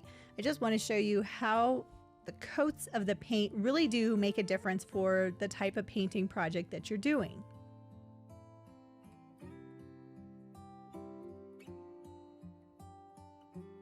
And sometimes it's nice just to take your time and, you know, relax while you're doing a craft.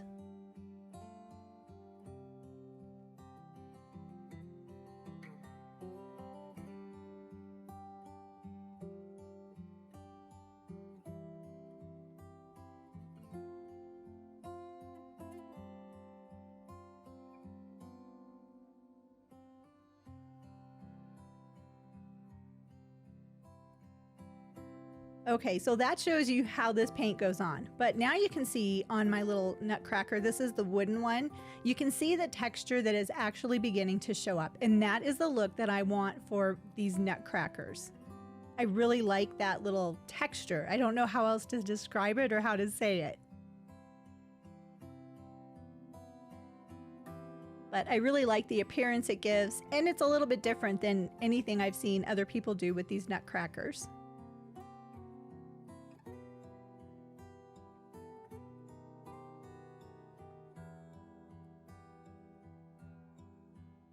And here are the finished Nutcrackers. Oh my goodness, I am so happy with how these turned out. I think they look beautiful, and I think they will make a great addition to my decorating for Christmas.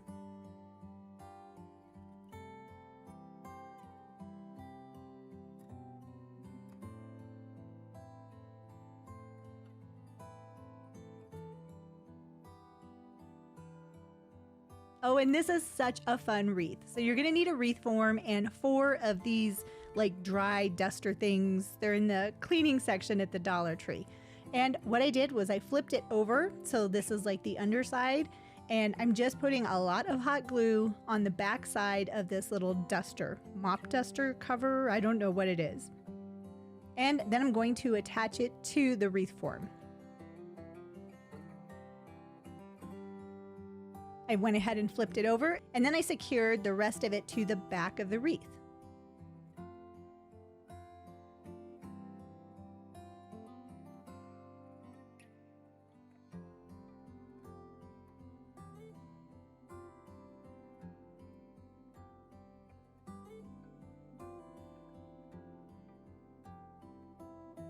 Then, once I had that one attached, I took a second mop duster thingy and I repeated the process. I put lots of glue on the back side of it, and opposite of the first mop duster, I put the second mop duster head.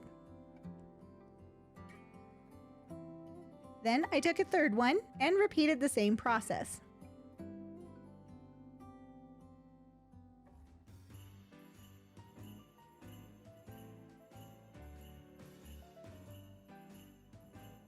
Now on this one, I did cut off the excess because it would get too bulky if I left it. And then I just secured the remaining remnants of that to the back of the wreath. And then I also made sure to cover up that last little open area. So pretty much now I have this white fuzzy wreath. Very easy, very simple to do. So I wanted to add a bow just to give it a little bit of something. So I'm just making a bow, and this is one area where I totally struggle with, is making bows. So what I did was just use some Dollar Tree ribbon and some Dollar Tree floral wire and take a bunch of sections of that ribbon and fold them over and then bunch everything together to make a bow.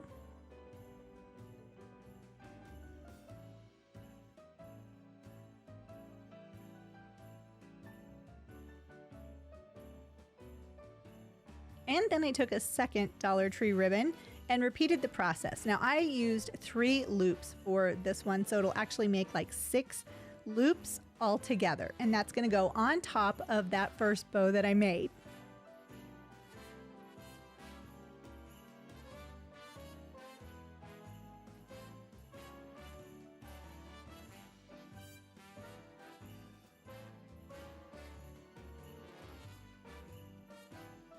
Then I'm going to go ahead and secure those 2 pieces of ribbon together. And while that was setting up, I took these different pieces of pine greenery and then I just secured those with some hot glue to the front of my wreath. Now I got these pieces on Amazon. They were actually really affordable, a huge bunch of them for less than $10. They do have pine stems similar to this at the Dollar Tree, but if you're going to be doing a lot of crafting, I would encourage you to check these out on Amazon because you get a lot more for the money. Then I took some other remnant greenery pieces and put those onto my wreath.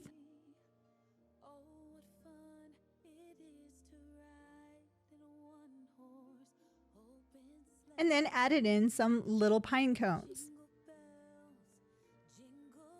Then all that was left to do was to put the bow on. So my bow is in 2 pieces. So I secured that, and here is the end product. This is a really fast way to make a wreath using supplies that you can readily find at the Dollar Tree.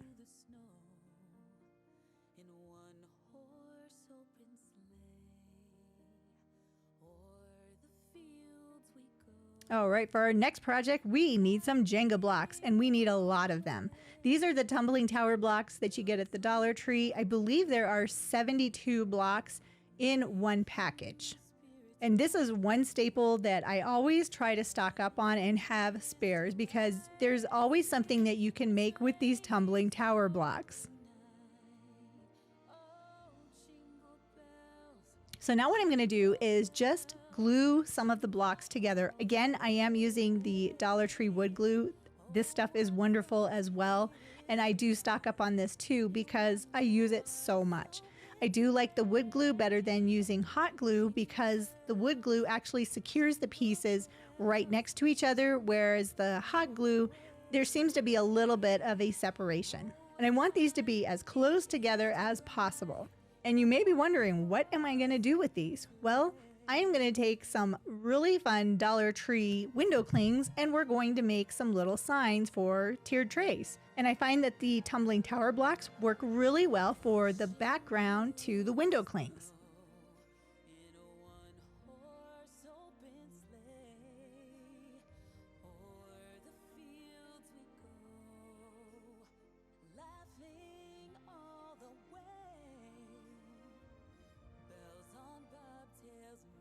but I am going to double up the tumbling tower blocks, as you can see. So I have 5 pieces, and I have another 5 pieces that I've secured together, and they make one sign.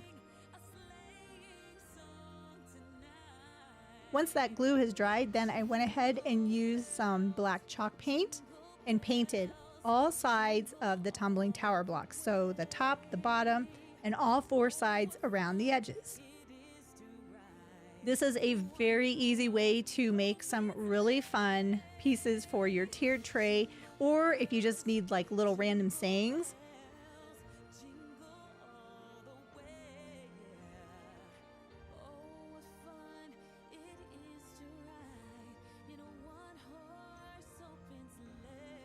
And here are my window clings. These are nice. They're kind of raised, and I haven't seen these before at the Dollar Tree, but I really like that Mary, so we're gonna start with that. And it says it's a window cling, but it is a little bit sticky. So I just stuck it onto the tumbling tower blocks. And then I liked this deer head too. He was pretty neat. And these little houses. And now I'm just going to use some Mod Podge, and I'm going to secure them in place.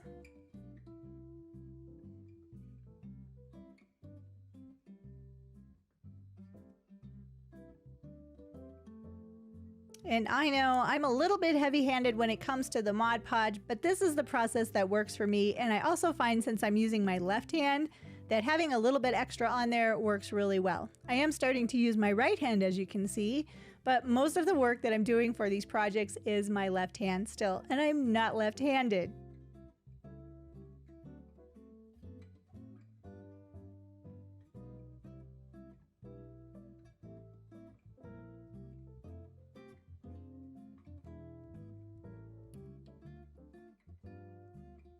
And then I just put the Mod Podge all the way around the sides, the top, the bottom, back, everything again, just like I did with the paint. And once I was done using my Mod Podge, then I just allowed them to dry. They dried really quick. And here are my tiered tray window cling signs. I really like how these turned out. I think they look adorable.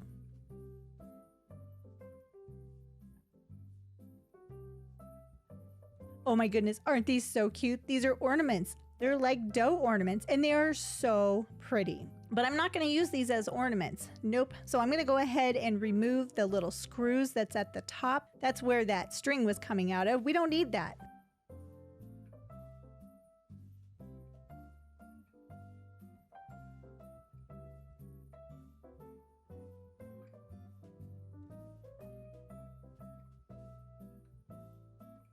And then I have these signs from the Dollar Tree, Happily Ever After. Very, very cute, very pretty, but that's not what I want to use it for. I picked these out mainly because of those beads on the top. I love that beaded hanger. So I'm going to go ahead and remove that back.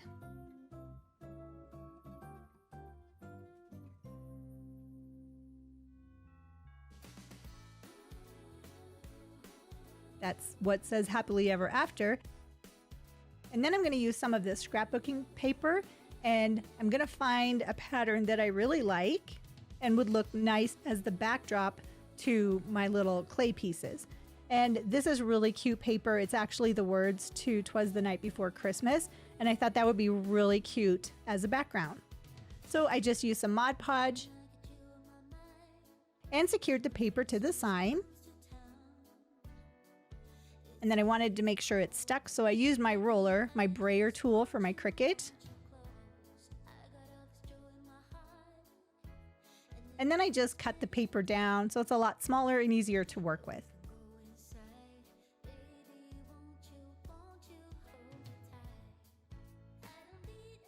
I repeated the process for the second sign.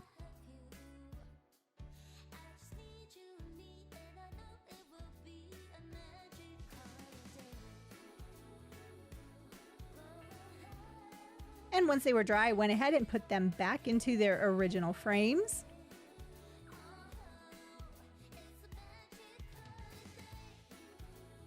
And now I have a new backdrop for my ornaments, which are going to be the focal point of this project.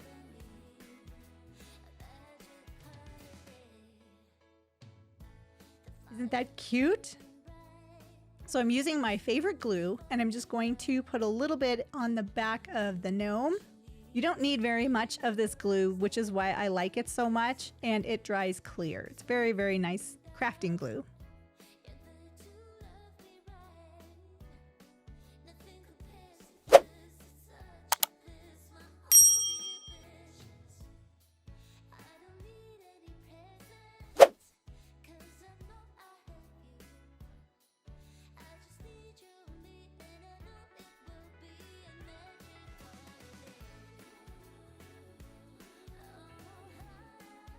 And just like that, my project is done. Oh, aren't they adorable? Look at that gnome. So cute. And the candy cane, oh my goodness. This is an easy project you can do probably in about an hour. And yes, here I am back at it again with the Jenga blocks. I'm going to be doing the same thing that I did with the window clings, but I've got something else that I want to make little signs with. And again, the tumbling tower blocks are perfect for this. I'm going to need different sizes, and then I'm going to go ahead and double up the pieces.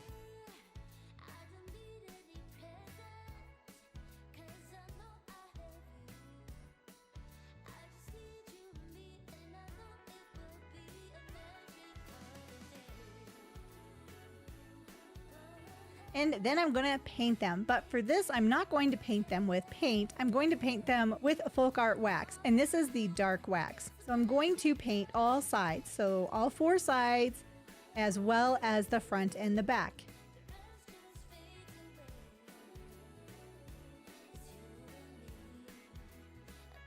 And then I got these stickers, and aren't they cute? They came with some scrapbooking paper that I got from Echo Park, and they were so cute. I was like, these would be perfect as little signs. So once I had my tumbling tower blocks dry, then I just secured the stickers to the tumbling tower blocks. And you can see that on my tumbling tower blocks, they are the wax color, but then they have some whitish to it. That was because I just dry brushed it a little bit before putting the stickers on.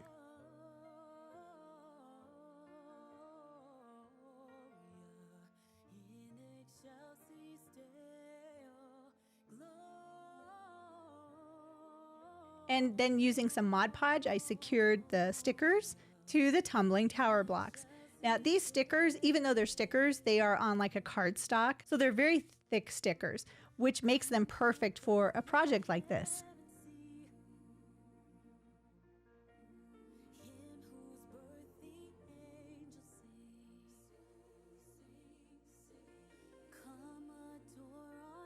So if you need little filler pieces for your tiered trays, here you go. You can easily make nice filler pieces or nice little signs for tiered trays or anywhere in your decorating.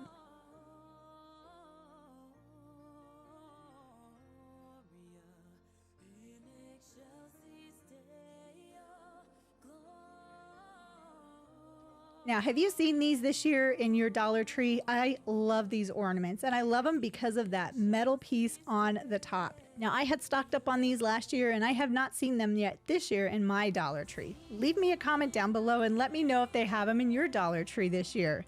But what I did was I removed that metal piece from the top of the ornament because I want to use this as an ornament, but I don't want it to say gnome for the holidays.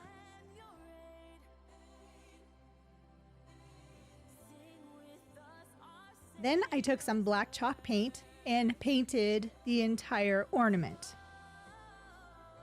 The black chalk paint works great if you are covering some type of a picture like this. Otherwise, you'll have to do multiple layers of paint in order to get that original image to be covered. But with the chalk paint, this works great.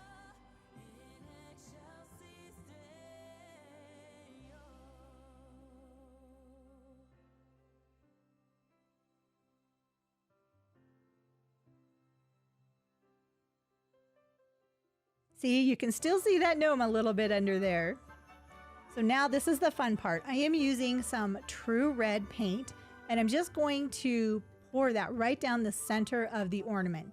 Then using a flat brush, I'm going to gently move that paint back and forth across the ornament. This is the important part. If you're going to duplicate this, is keep your paintbrush going from side to side, just like I'm doing right here.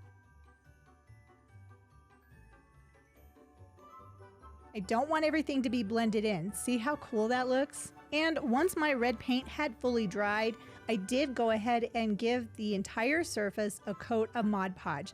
I found the most awesome round Christmas cutout that would be perfect for my ornament. And I cut this out using permanent vinyl, and this is just white vinyl, but you can see how easily this vinyl weeds out from the project itself. I didn't have hardly any like mess ups or oopsies where I pulled off any of the lettering. And I will leave a link to this type of vinyl because this stuff works great. So once I had that design put on a piece of transfer tape, all I had to do was transfer it on to my ornament. And then I was very careful when removing the transfer tape because I don't want to rip up any of that beautiful paint job that I just did.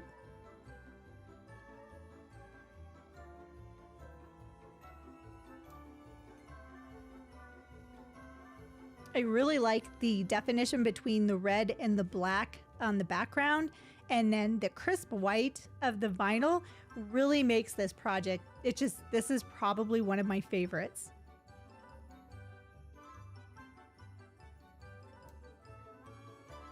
And then I went ahead and reattached that metal topper to the ornament just using some hot glue.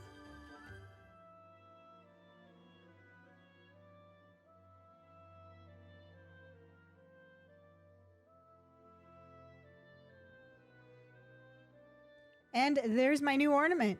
Oh my goodness, isn't this beautiful? I could not be happier of how this turned out. I think he looks beautiful and I cannot wait to use this in my decorating.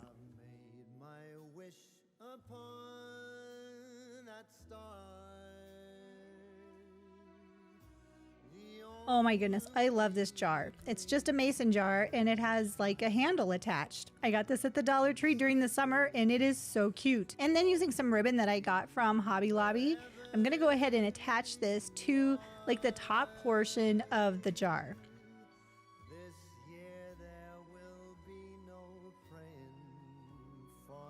And I just used my hot glue gun just to secure the ribbon in place around the top. I guess it's like the top 1/4 of the jar, just one strand of the ribbon.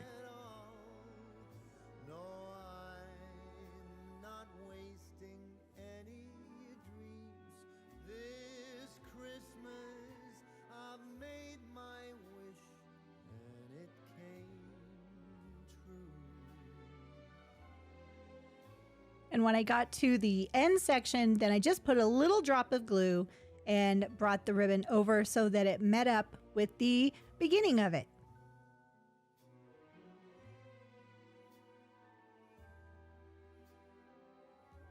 And one thing I've been working on is my bows because I am horrible at bows. But I did see another YouTuber, and I will leave a link to her video in the description box below. She showed an easy way to make ribbons using zip ties. So I'm going to duplicate her process, mostly, and I'm going to cut a bunch of pieces of ribbon, just all about the same size, because my bow will be smaller because it's going to go onto my jar that I have created here.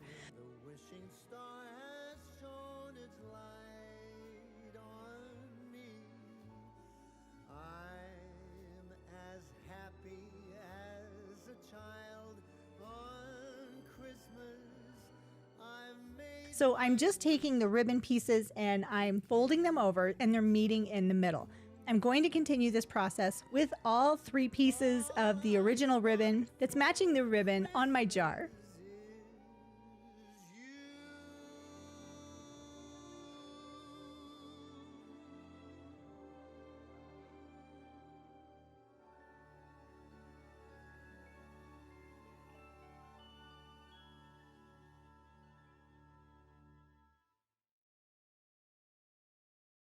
And then I'm going to take a piece of the red ribbon and I'm going to continue that same process. I'm going to fold it over, have it meet in the middle, and do the same on the other end. And then the last two pieces of this red ribbon, I'm going to leave them straight. So I'm just going to put them on top of the little bundles of ribbon that I've created. And then I thought, you know, I'd really like to have one more piece of that plain ribbon. So I went ahead and cut off a piece of ribbon, and that's going to be on the back side of my bow. So this is what it looks like before I secure everything together. And then I'm going to secure a zip tie to the center of my bow, where I have all of those little ridges, rows, I don't know what you want to call them, loops, they're loops. And I'm just going to tighten the zip tie down so that nothing comes apart.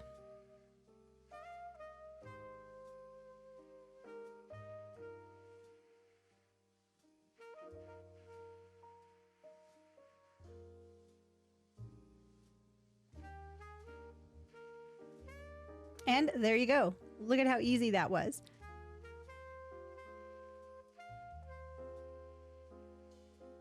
Then I'm going to take another piece of ribbon and glue it over the zip tie so you can't see that. And that will be the center portion of my bow.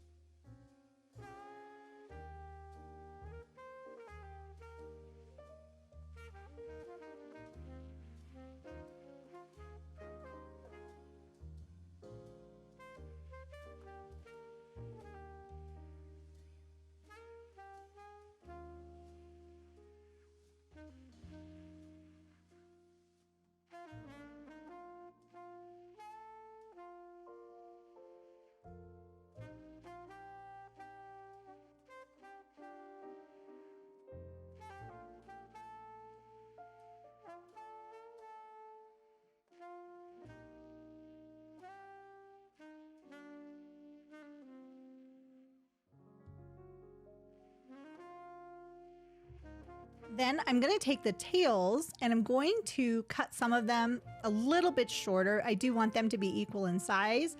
And then I'm going to just cut a triangle off, and that's going to give it that dovetail or swallow's tail appearance. I've heard people call it a dovetail, but I've also heard people call it a swallow's tail. And I believe a swallow has a tail that has like those two little points. I could be wrong though. But all of my ribbons, I did end up making the dovetail or swallow's tail, whatever you want to call it, at the end of the tails of the ribbon.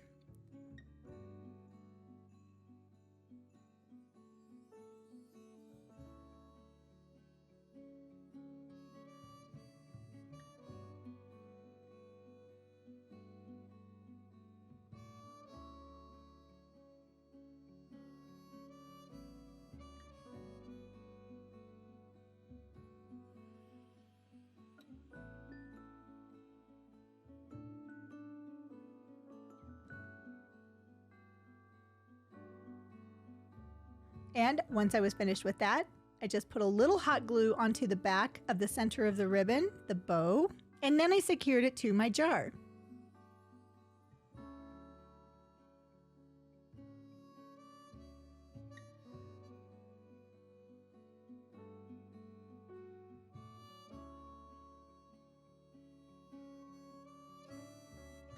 And I had this holiday potpourri. I actually got this at it was kind of a craft fair. And this is a cinnamon scented potpourri. Oh my gosh, it smells so good. So I went ahead and filled up that jar with the potpourri.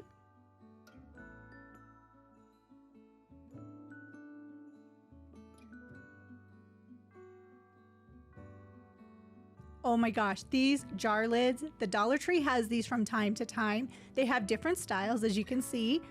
And I've decided I'm going to go with this one, kind of that mesh topping. So this will allow that potpourri smell to come out, and it just looks really pretty and festive.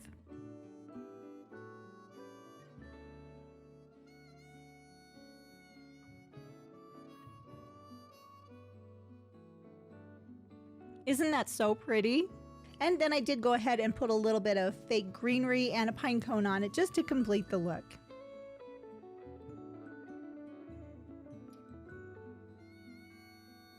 I'm really happy with this project. I think it looks very pretty. Okay, so now we're gonna make some ornaments. Now I know you've seen the ornaments where people put the glitter on the inside of the Christmas ornaments and they look glittery and shiny. And that is really cool and it's really popular, but I wanted to try something a little bit different. So I got these clear ornaments at the Dollar Tree. They came as a set of 2 for $1.25, and I just removed the hangers.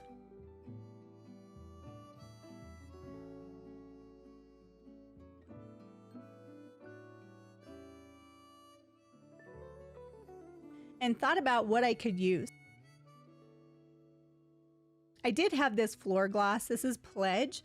I poured some of that into the ornament and then just shook it around just to make sure I had all of the inside surface of the ornament covered.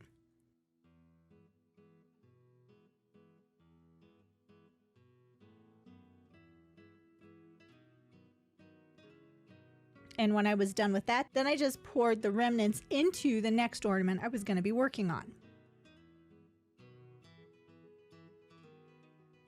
So here's where my project is a little bit different. Instead of glitter, I'm using this Dollar Tree iridescent snow.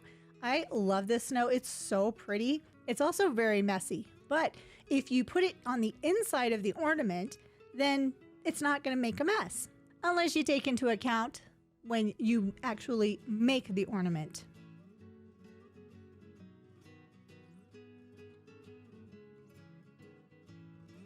And then I just shook around that snow on the inside to make sure that all sides of the inside of the ornament were covered.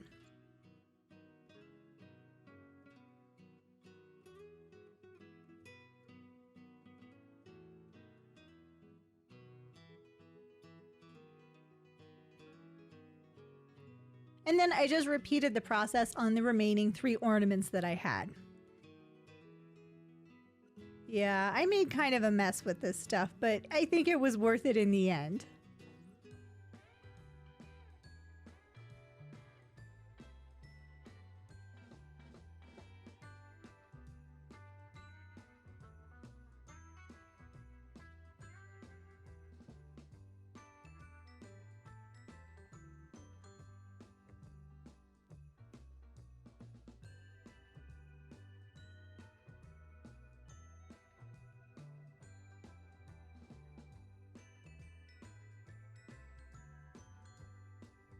That is just so shiny and it's on the inside. So next I had to put the toppers back on the ornaments. Now this can be a little bit challenging, but I found if you do one of the long pieces and just gently push the other long piece in, it just kind of snaps back into place.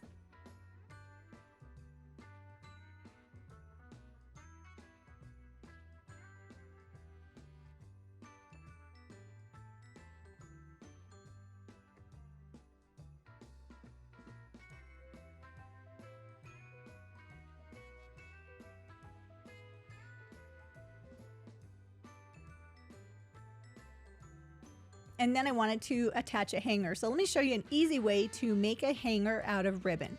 So all you're gonna do is literally tie it in a knot. So you'll get a big loop of the material or the ribbon, and then you just fold it over back on itself and make a knot. So then you have a big loop.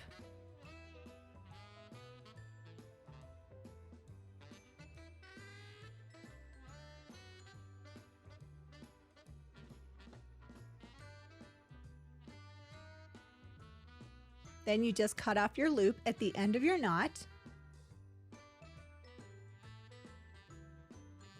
And then you can thread that easily into your ornament, then fold it over on itself, pull, and now you have a way to hang your pretty ornament.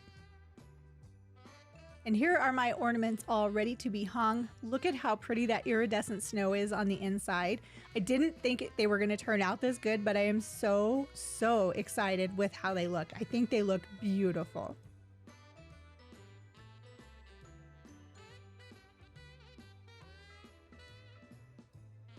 Yes, I still have my brace on, as you can see. All right, so for this project, we are going to make a tiered tray. A tiered tray for $1.25 using the things that I'm showing you right here. So $1.25 because I did have to buy the burner covers, but everything else I already had.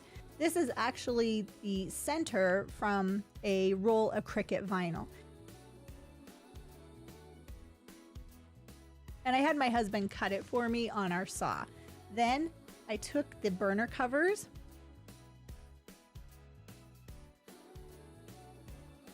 and I glued 4 beads onto the bottom burner cover. Now for this one, it worked really well because of that outer circle of blue. It made it easy to figure out where I was going to place these beads, which are going to be the feet for my tiered tray. And to do all of the securing, I did use E6000 throughout this project. You can use hot glue, but it's not going to be permanent. With E6000, it is going to be permanent.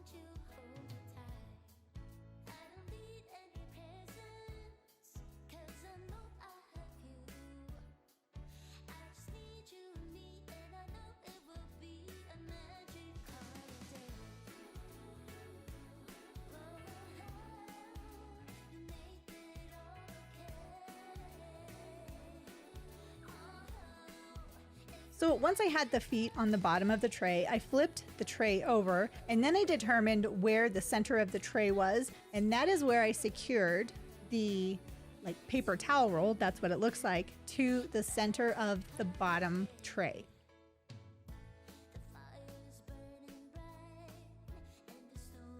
And then using some E6000 on the top of that cardboard roll,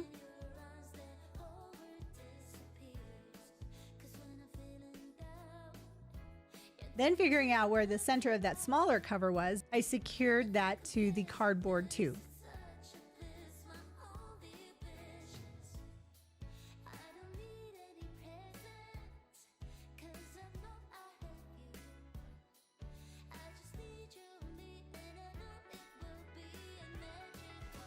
And I wanted my tiered tray to have something a little bit extra, like that middle centerpiece from the top. So I used this foam brush, and I really liked the size of that little dowel, its handle. So I just cut the foam brush part off.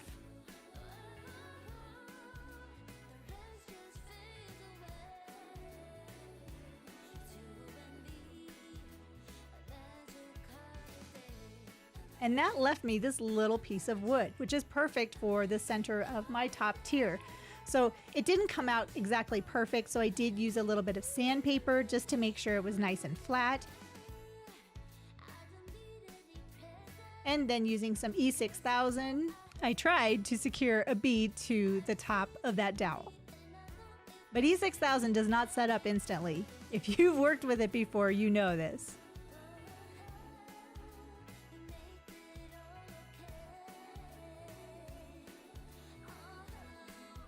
So I went ahead and put a little E6000 onto the bottom. We'll put the bead off to the side for now.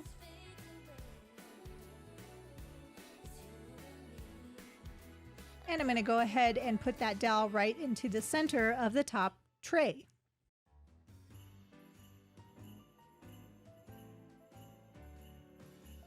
And then I'll go ahead, whoops. Then once that was all set up and dry, then I took it outside and using some primer paint, I went ahead and painted the entire tray, the top and the bottom, with the primer paint. And one thing I forgot to film is showing you that after the primer paint was dry, I did use a coat of satin white spray paint and painted everything the satin white spray paint. I was just so excited. I was making a tiered tray. What can I say?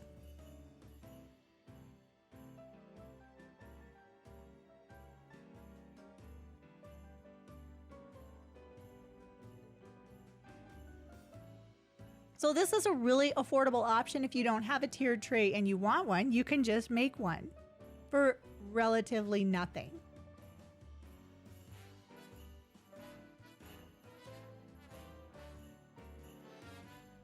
And while it may not hold a lot of decorator pieces, let me show you what it looks like decorated. So here are just a few things that I have made And adding in a little bit of greenery, I have a really nice accent piece for my decorating.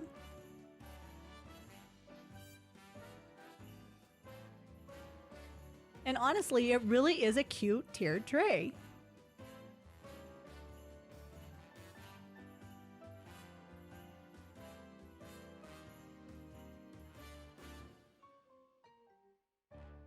Okay, for this next project, I'm just going to be using, or reusing, I should say, some blocks. I've had these blocks for a long time and I needed them for this project. Then I'm going to use my most favorite burnt umber paint. This is probably my favoriteest paint ever.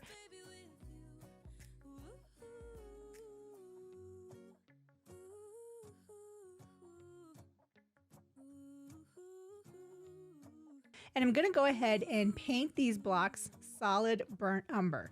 Every single surface of these blocks is going to be coated with the burnt umber paint.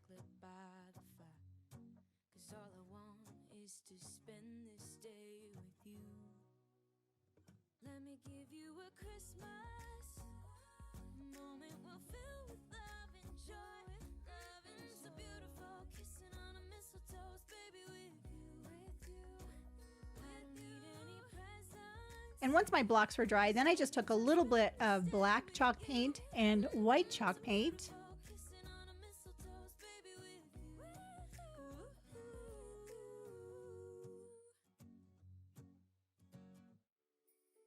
And even a little bit of this Italian sage paint. And using a very, very small amount, I dry brushed these three paints onto these wooden blocks. I still want to see some of that brown showing through. I don't want the white and the black and that really light green to overpower the brown. I just want to give these blocks an aged appearance. And I find that by mixing paints and doing a little bit of a dry brushing technique really helps to achieve that.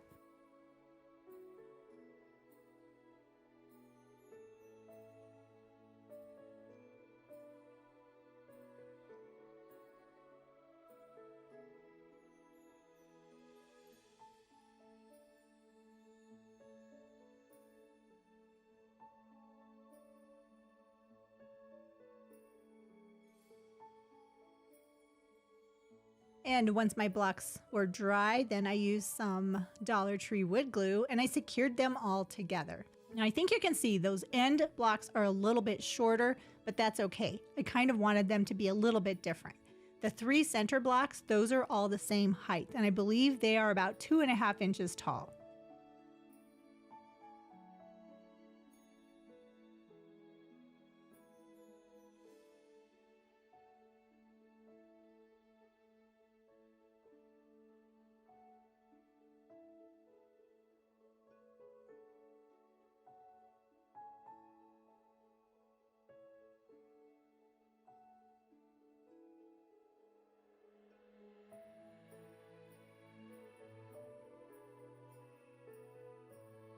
And while the wood glue was drying, I took some of these Dollar Tree bottle brush trees and I secured those to the three center blocks. I love the bottle brush trees at the Dollar Tree. They do have a huge selection this year, and I was able to get all 6 of these for $1.25. I thought that was a really fair deal.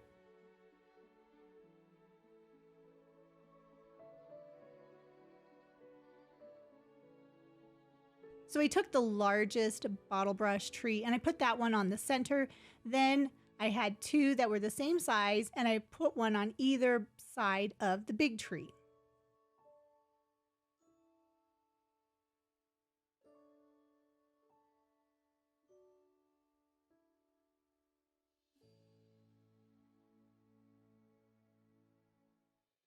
Drive alone in December rain. They play my favorite song. I see a snowflake melt on the deck.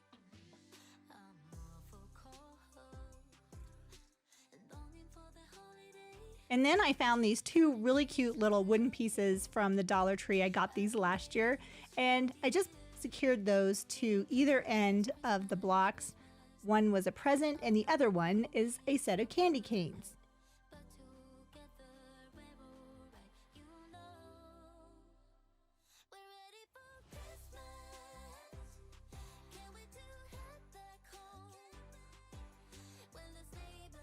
And then using my Cricut Maker, I made a stencil of the word joy. And I thought that that would look really nice on the front of my blocks. So I just cut each of the letters out individually.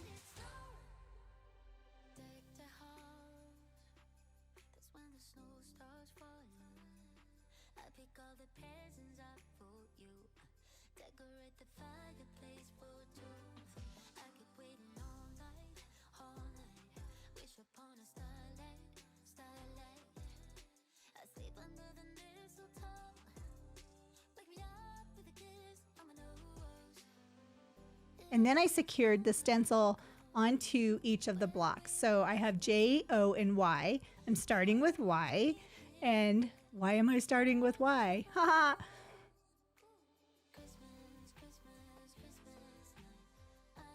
But I secured each letter stencil to the blocks.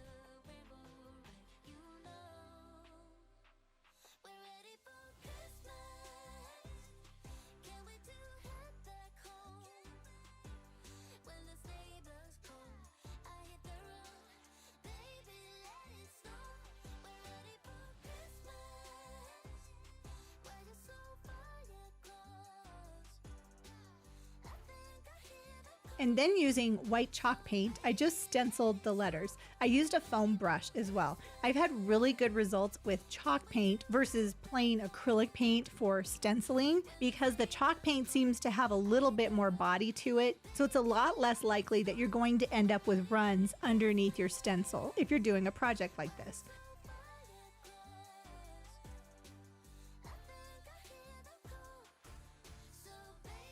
Now, while my paint was still wet, I did remove the stencil itself. If you wait to remove the stencil once your paint has dried, you run the risk that you can actually pull off some of the paint on your project.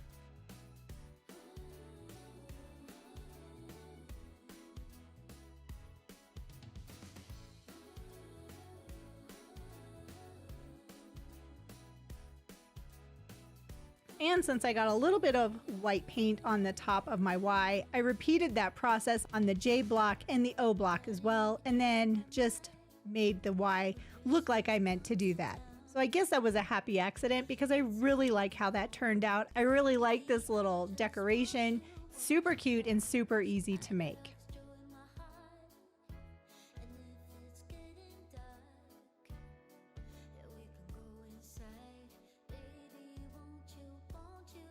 Okay, this is a really easy project. All right, so if you have a wreath hanger, you know sometimes they don't come in the colors that you want. Like for me, I'm not going to use an orange wreath hanger, so I just grabbed some Dollar Tree ribbon and I'm going to put this over the orange wreath hanger. I just used my hot glue gun to secure the ribbon to the wreath hanger. How easy is this?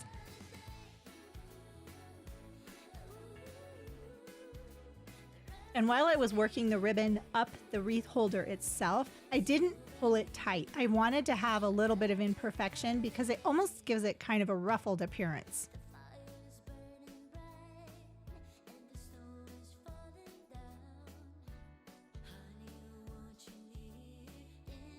And I didn't want this to be perfect. I want it to look homemade. I want it to look, I don't know, I guess authentic. I really like that look and I think it will look really nice underneath a wreath. I think it's the little extra things that you do while you're doing your decorating that really have the biggest impact and really make the decorating very personal to you, and actually I think it makes it look even better.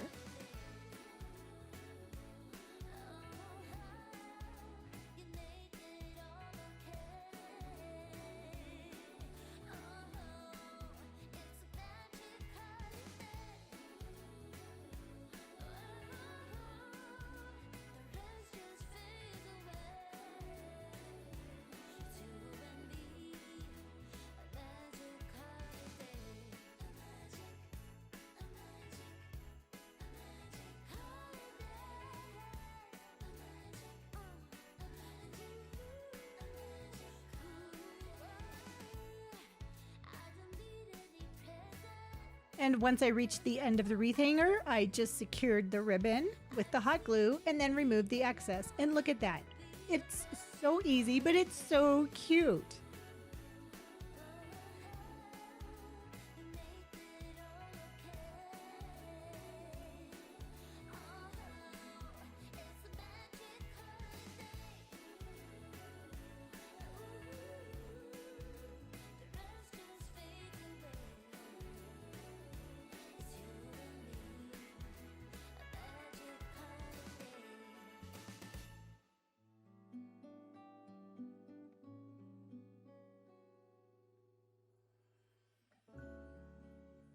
What a fun and quick project.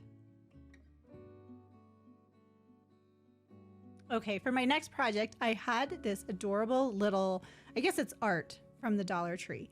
It says, "Let's stay home." But I thought this would make a really nice like tray. So I went ahead and removed the home. I was hoping it would come off in one piece, but it didn't. So we'll have to save that for later.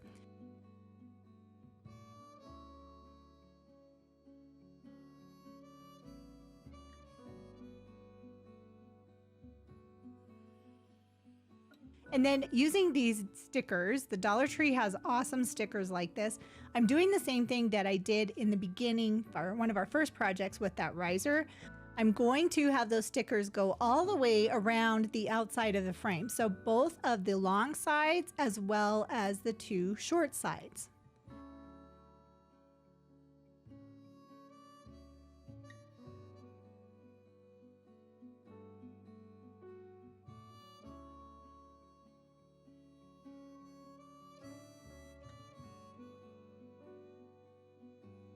Having the stickers meet up, it can be a little bit challenging, but I just kind of played around with it until I got the look that I wanted.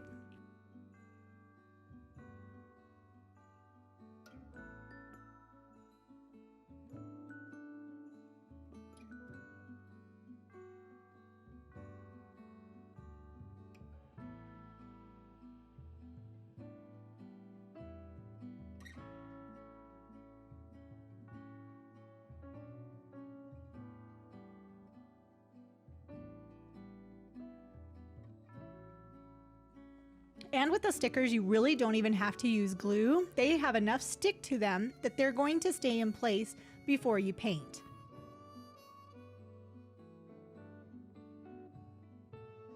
Now, once the stickers were in place, then I had to secure the feet onto the bottom of my tray.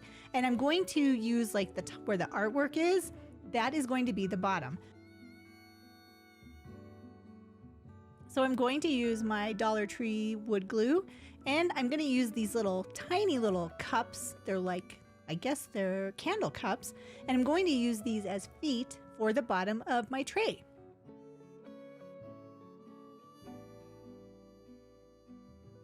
Then I'm going to use some black chalk paint, and I'm going to paint the inside and the outside. Every part of this project is going to be painted with this black chalk paint.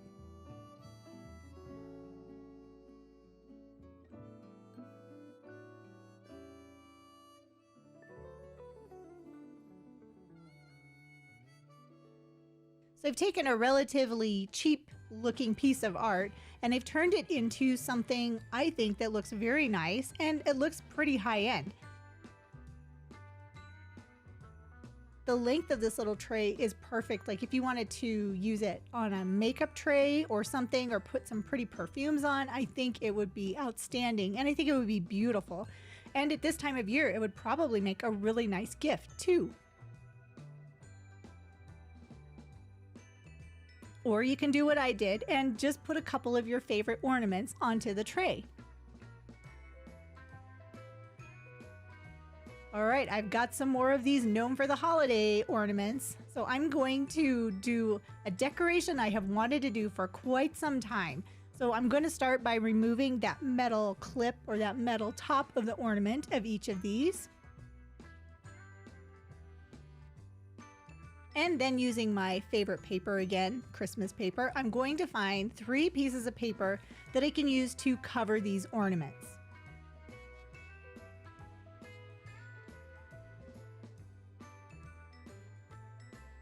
And then I'm going to cover the entire front of the ornament with Mod Podge.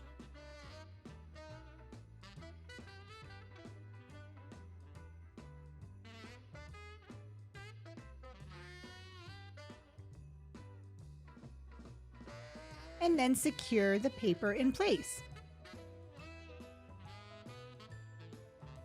Then I'm going to cut the paper down to the size of the ornament.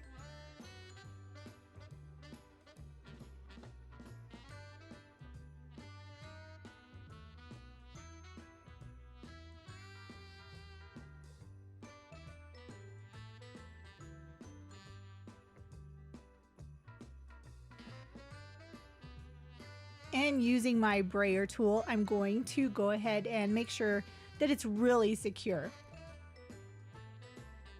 Then I'm going to use a little more Mod Podge for the top of the paper on the ornament. And I'm repeating this process on 3 different ornaments.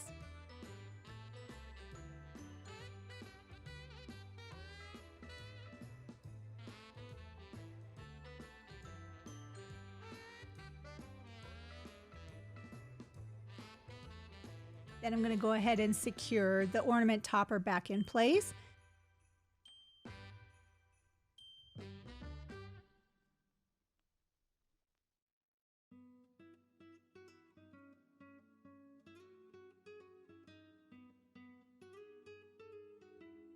And once they were dry, I took some other paper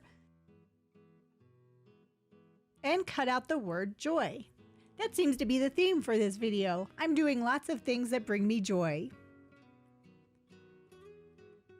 And I didn't have white paper, but a lot of times that scrapbooking paper, if you look at the back, on the back side, it's white. So that's what I did. I used this with the white intentionally on the top and not the pattern paper. So then using my favorite glue again, I went ahead and secured all of the letters J, O, and Y to my ornaments.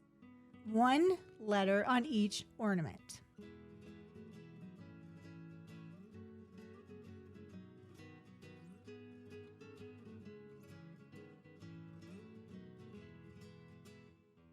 Now this lettering, this font that I chose, it did have a little bit of something extra. So I went ahead and applied those little extra pieces to my lettering.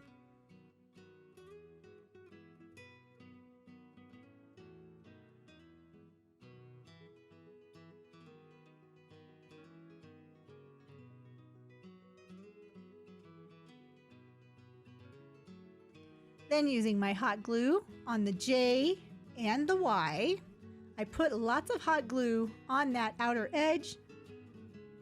And then I secured my O ornament in place.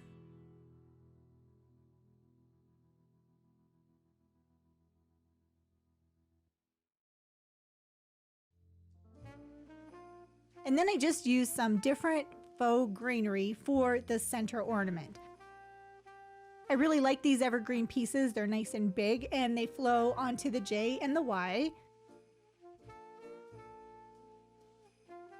And then I used some more pine pieces and put those on top of the different type of pine pieces.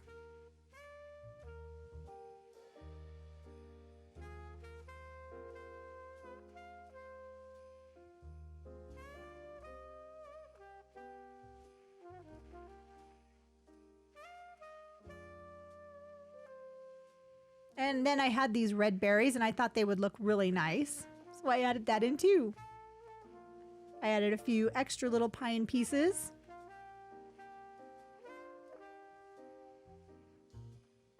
And that is pretty much it. This project is done. This is something I've wanted to create for so long, and I am so glad that I finally did it. I think it looks great.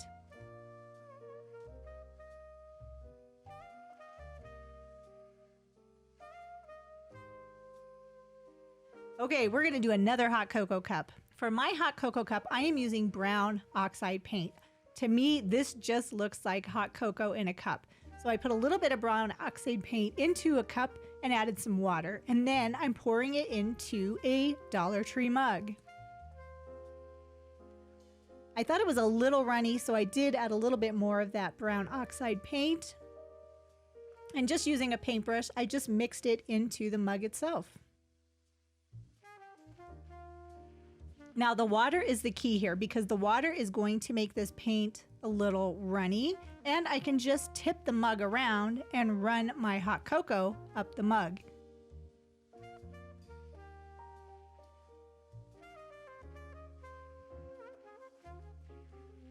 That totally looks like melted chocolate in that mug.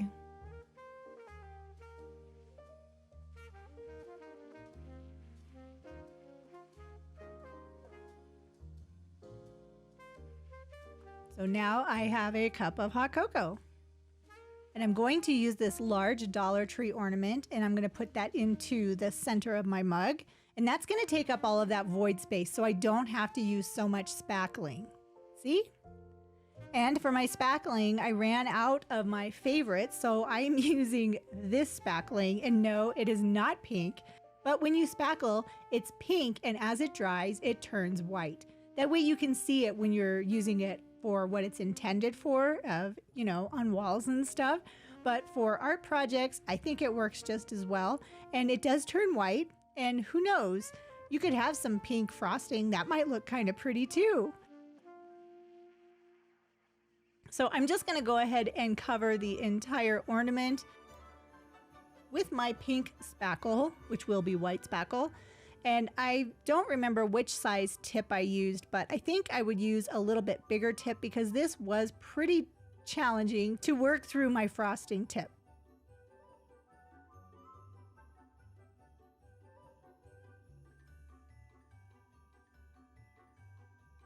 But that's a huge, massive whipped cream on my hot cocoa. So I'm going to go ahead and cut down a paper straw. So I have a couple of straws.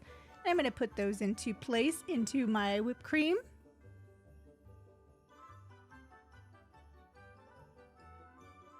And I found these cute little candies at Hobby Lobby. I'm going to go ahead and put those in place. Have some peppermint hot cocoa.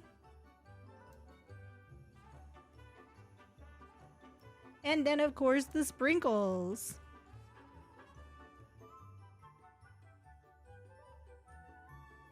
And I ran out of my iridescent glitter, so I had to use this iridescent glitter. And this was kind of a silver glitter, but that's okay. And see, the pink turned white. Here is my cup of peppermint hot cocoa. I think this is a wonderful addition to my decorating, and I think he looks so cute.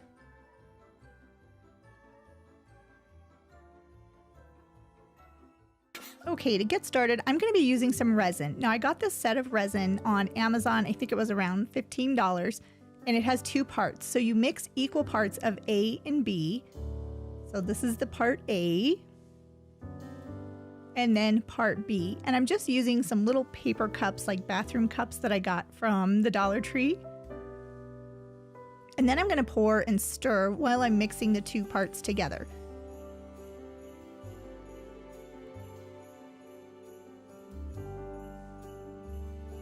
And I found these really cool silicone molds. I think I actually got these on Amazon. I will leave links in the description box below. But one is a reindeer. The reindeer is a little bit hard to work with because the pieces of his antlers are so tiny.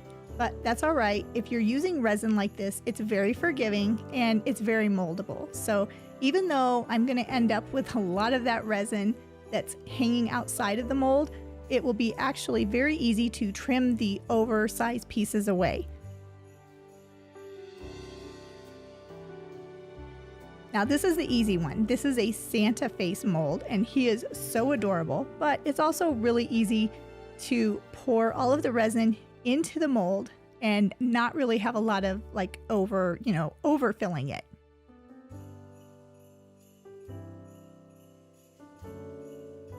And the curing time for this resin is an hour. So in an hour, I was able to separate the mold from the resin. And look at how pretty that turned out. This is so much easier to work with than, say, the moldable clay. And even the deer, even though I had some resin overload going on,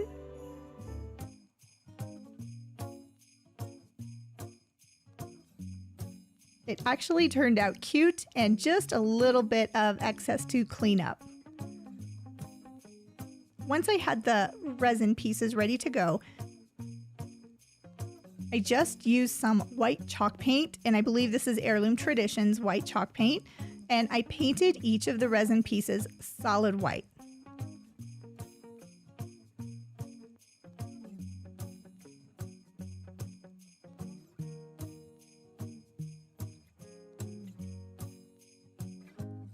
And with all of those little intricacies, it does make it a little bit challenging, but in the end, I promise it's worth it.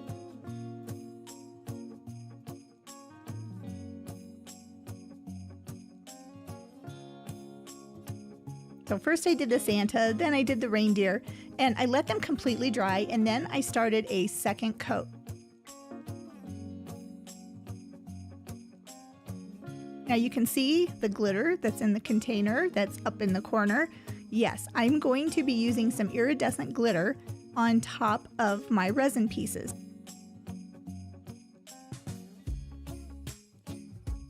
So once I had the second coat of paint, then I went ahead and sprinkled the glitter onto the reindeer.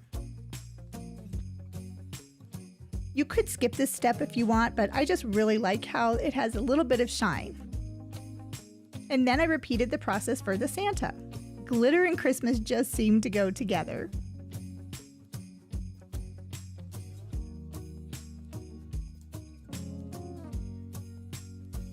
So then I found these signs on Temu of all places, and they were $2 a piece. You can get different sizes, and I believe these are 4 by 4 inch. So I just took some more of the chalk paint and I painted everything white. So the back, the sides, the top, every part of these signs is going to be white. Now the Pottery Barn ones are 12 inches by 12 inches, and I could not find a mold that was that big, and actually I do like the smaller size better.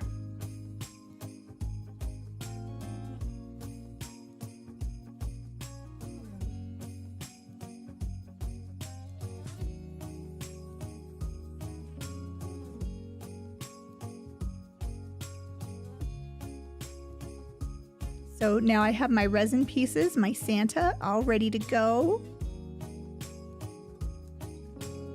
So I just used some Dollar Tree wood glue, and I put that onto the back of the Santa and secured him in place on the sign.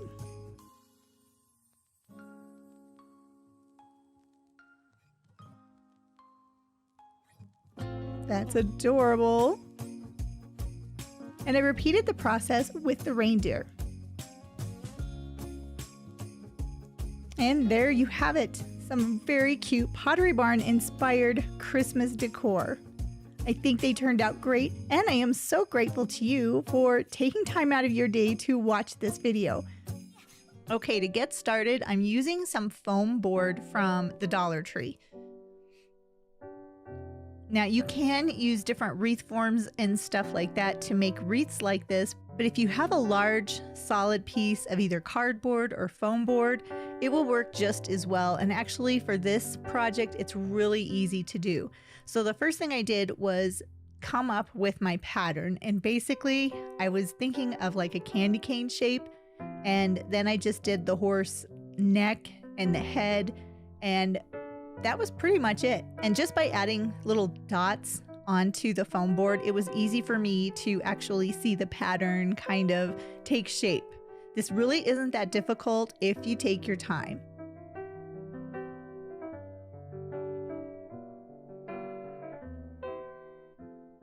Now I do want to have 2 horse head wreaths, but I only had 1 piece of foam board, so I went ahead and used a big piece of cardboard that I had to cut out another wreath form.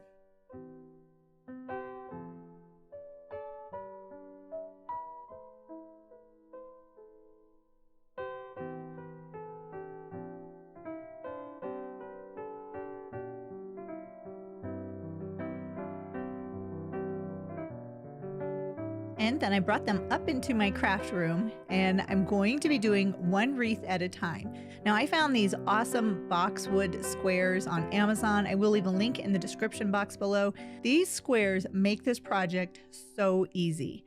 You can see it's going to take 3 squares to cover up my wreath form, but it also does take a lot of hot glue. So I started by putting a bunch of hot glue onto my cardboard horse, and then I just secured the boxwood pieces in place.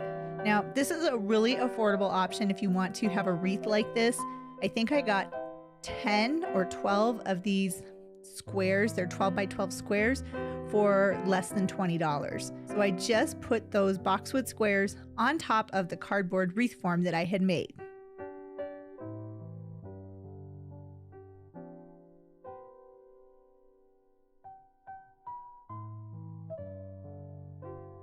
And I found it easiest to work in sections. So I'm starting off with the head.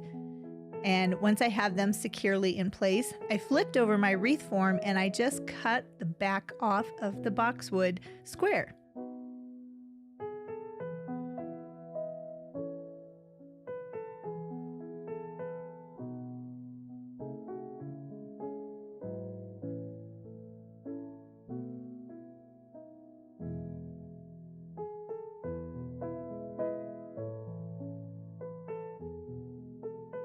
Just like that. So I did that with all the pieces that were hanging over the edge of my cardboard. And this is what it looks like. It does need to be a little bit fuller, but right now I'm just going to focus on getting those boxwood squares onto the front of the horse.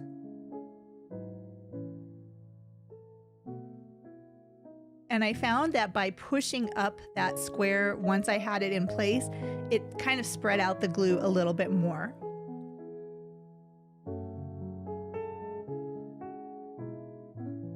So now all I have to do is remove the remaining edges, the pieces that are hanging over off of the cardboard section of the wreath. And you can see I'm just using regular scissors to cut these boxwood squares. They are really easy to work with.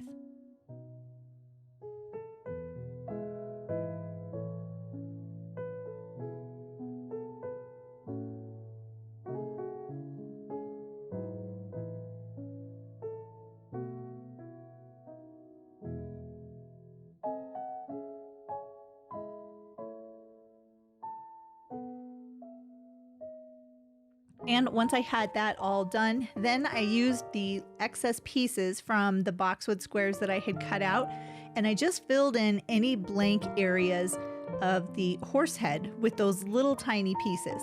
This was a little bit tedious, but I think it's well worth it in the end because then it just looks really full.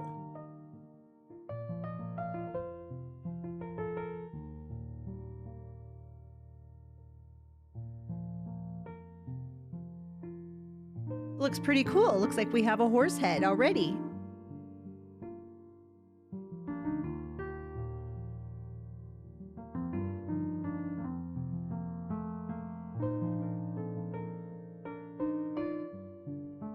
Now, one thing I should have done that I didn't do with this wreath form was I should have painted the front first. So on those little wreaths that I got from Temu, the bottom or the base is painted green. And I noticed that while I was making this wreath. So I did go ahead and paint the back. And then when I was using the foam board, I painted the entire wreath form prior to putting on the boxwood. It just makes it a lot easier so you don't see as much of that cardboard behind it. And once I was done with that, then I just started applying different random pieces that I had. These are a lot of fern fronds, and some of these came from the Dollar Tree because this is going to make up the horse's mane.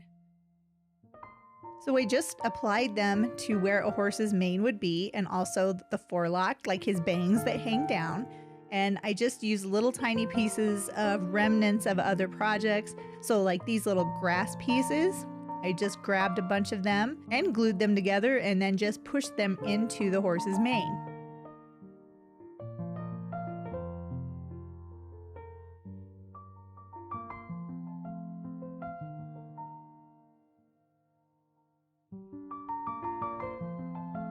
I also had these, I think these are like asparagus ferns or something, and I did the same thing. I just kept layering different foliage on top of the prior layer of foliage onto the horse's mane to give it a really full appearance.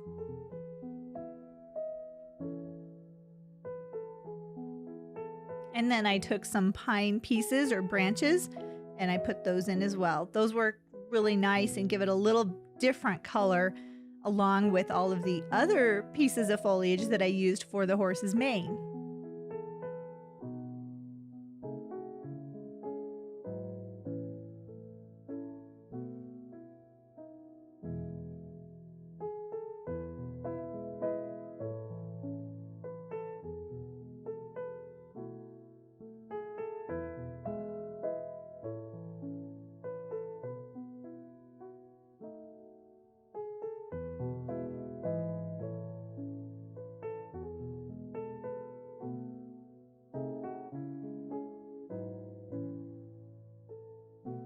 I don't think there's a right or wrong way how to do this. I think you just make this whatever you want it to be for you and for your decorating.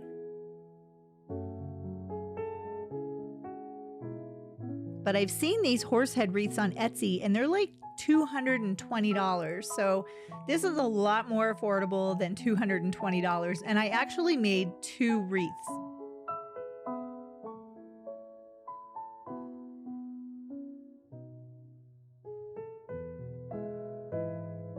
And once I had those little pine pieces in place, then I just randomly added some more of those fern fronds and again, remnant pieces just to make it look nice and full.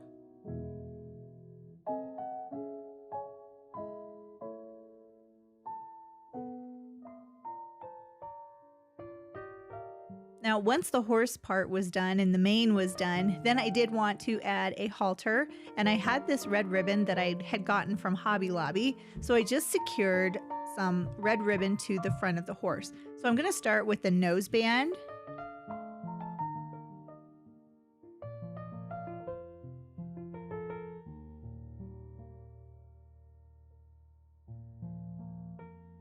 And then I went with the side piece of the halter that I'm making.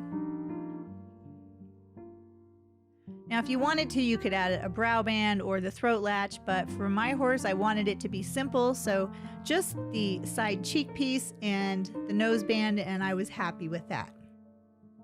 Now, once that hot glue had set up, I flipped the horse over and I secured the ribbon to the back of the wreath form.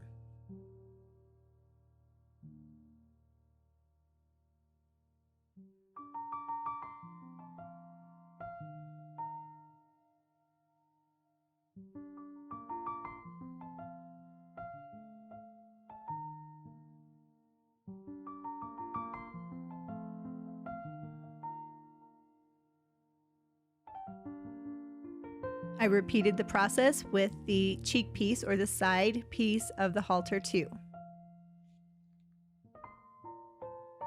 And once I had finished that, I'm going to be hanging my wreaths outside, so I do want to protect the back. So I'm going to use some Mod Podge to seal everything up because I don't want my wreath to fall apart once I put it outside if it gets wet.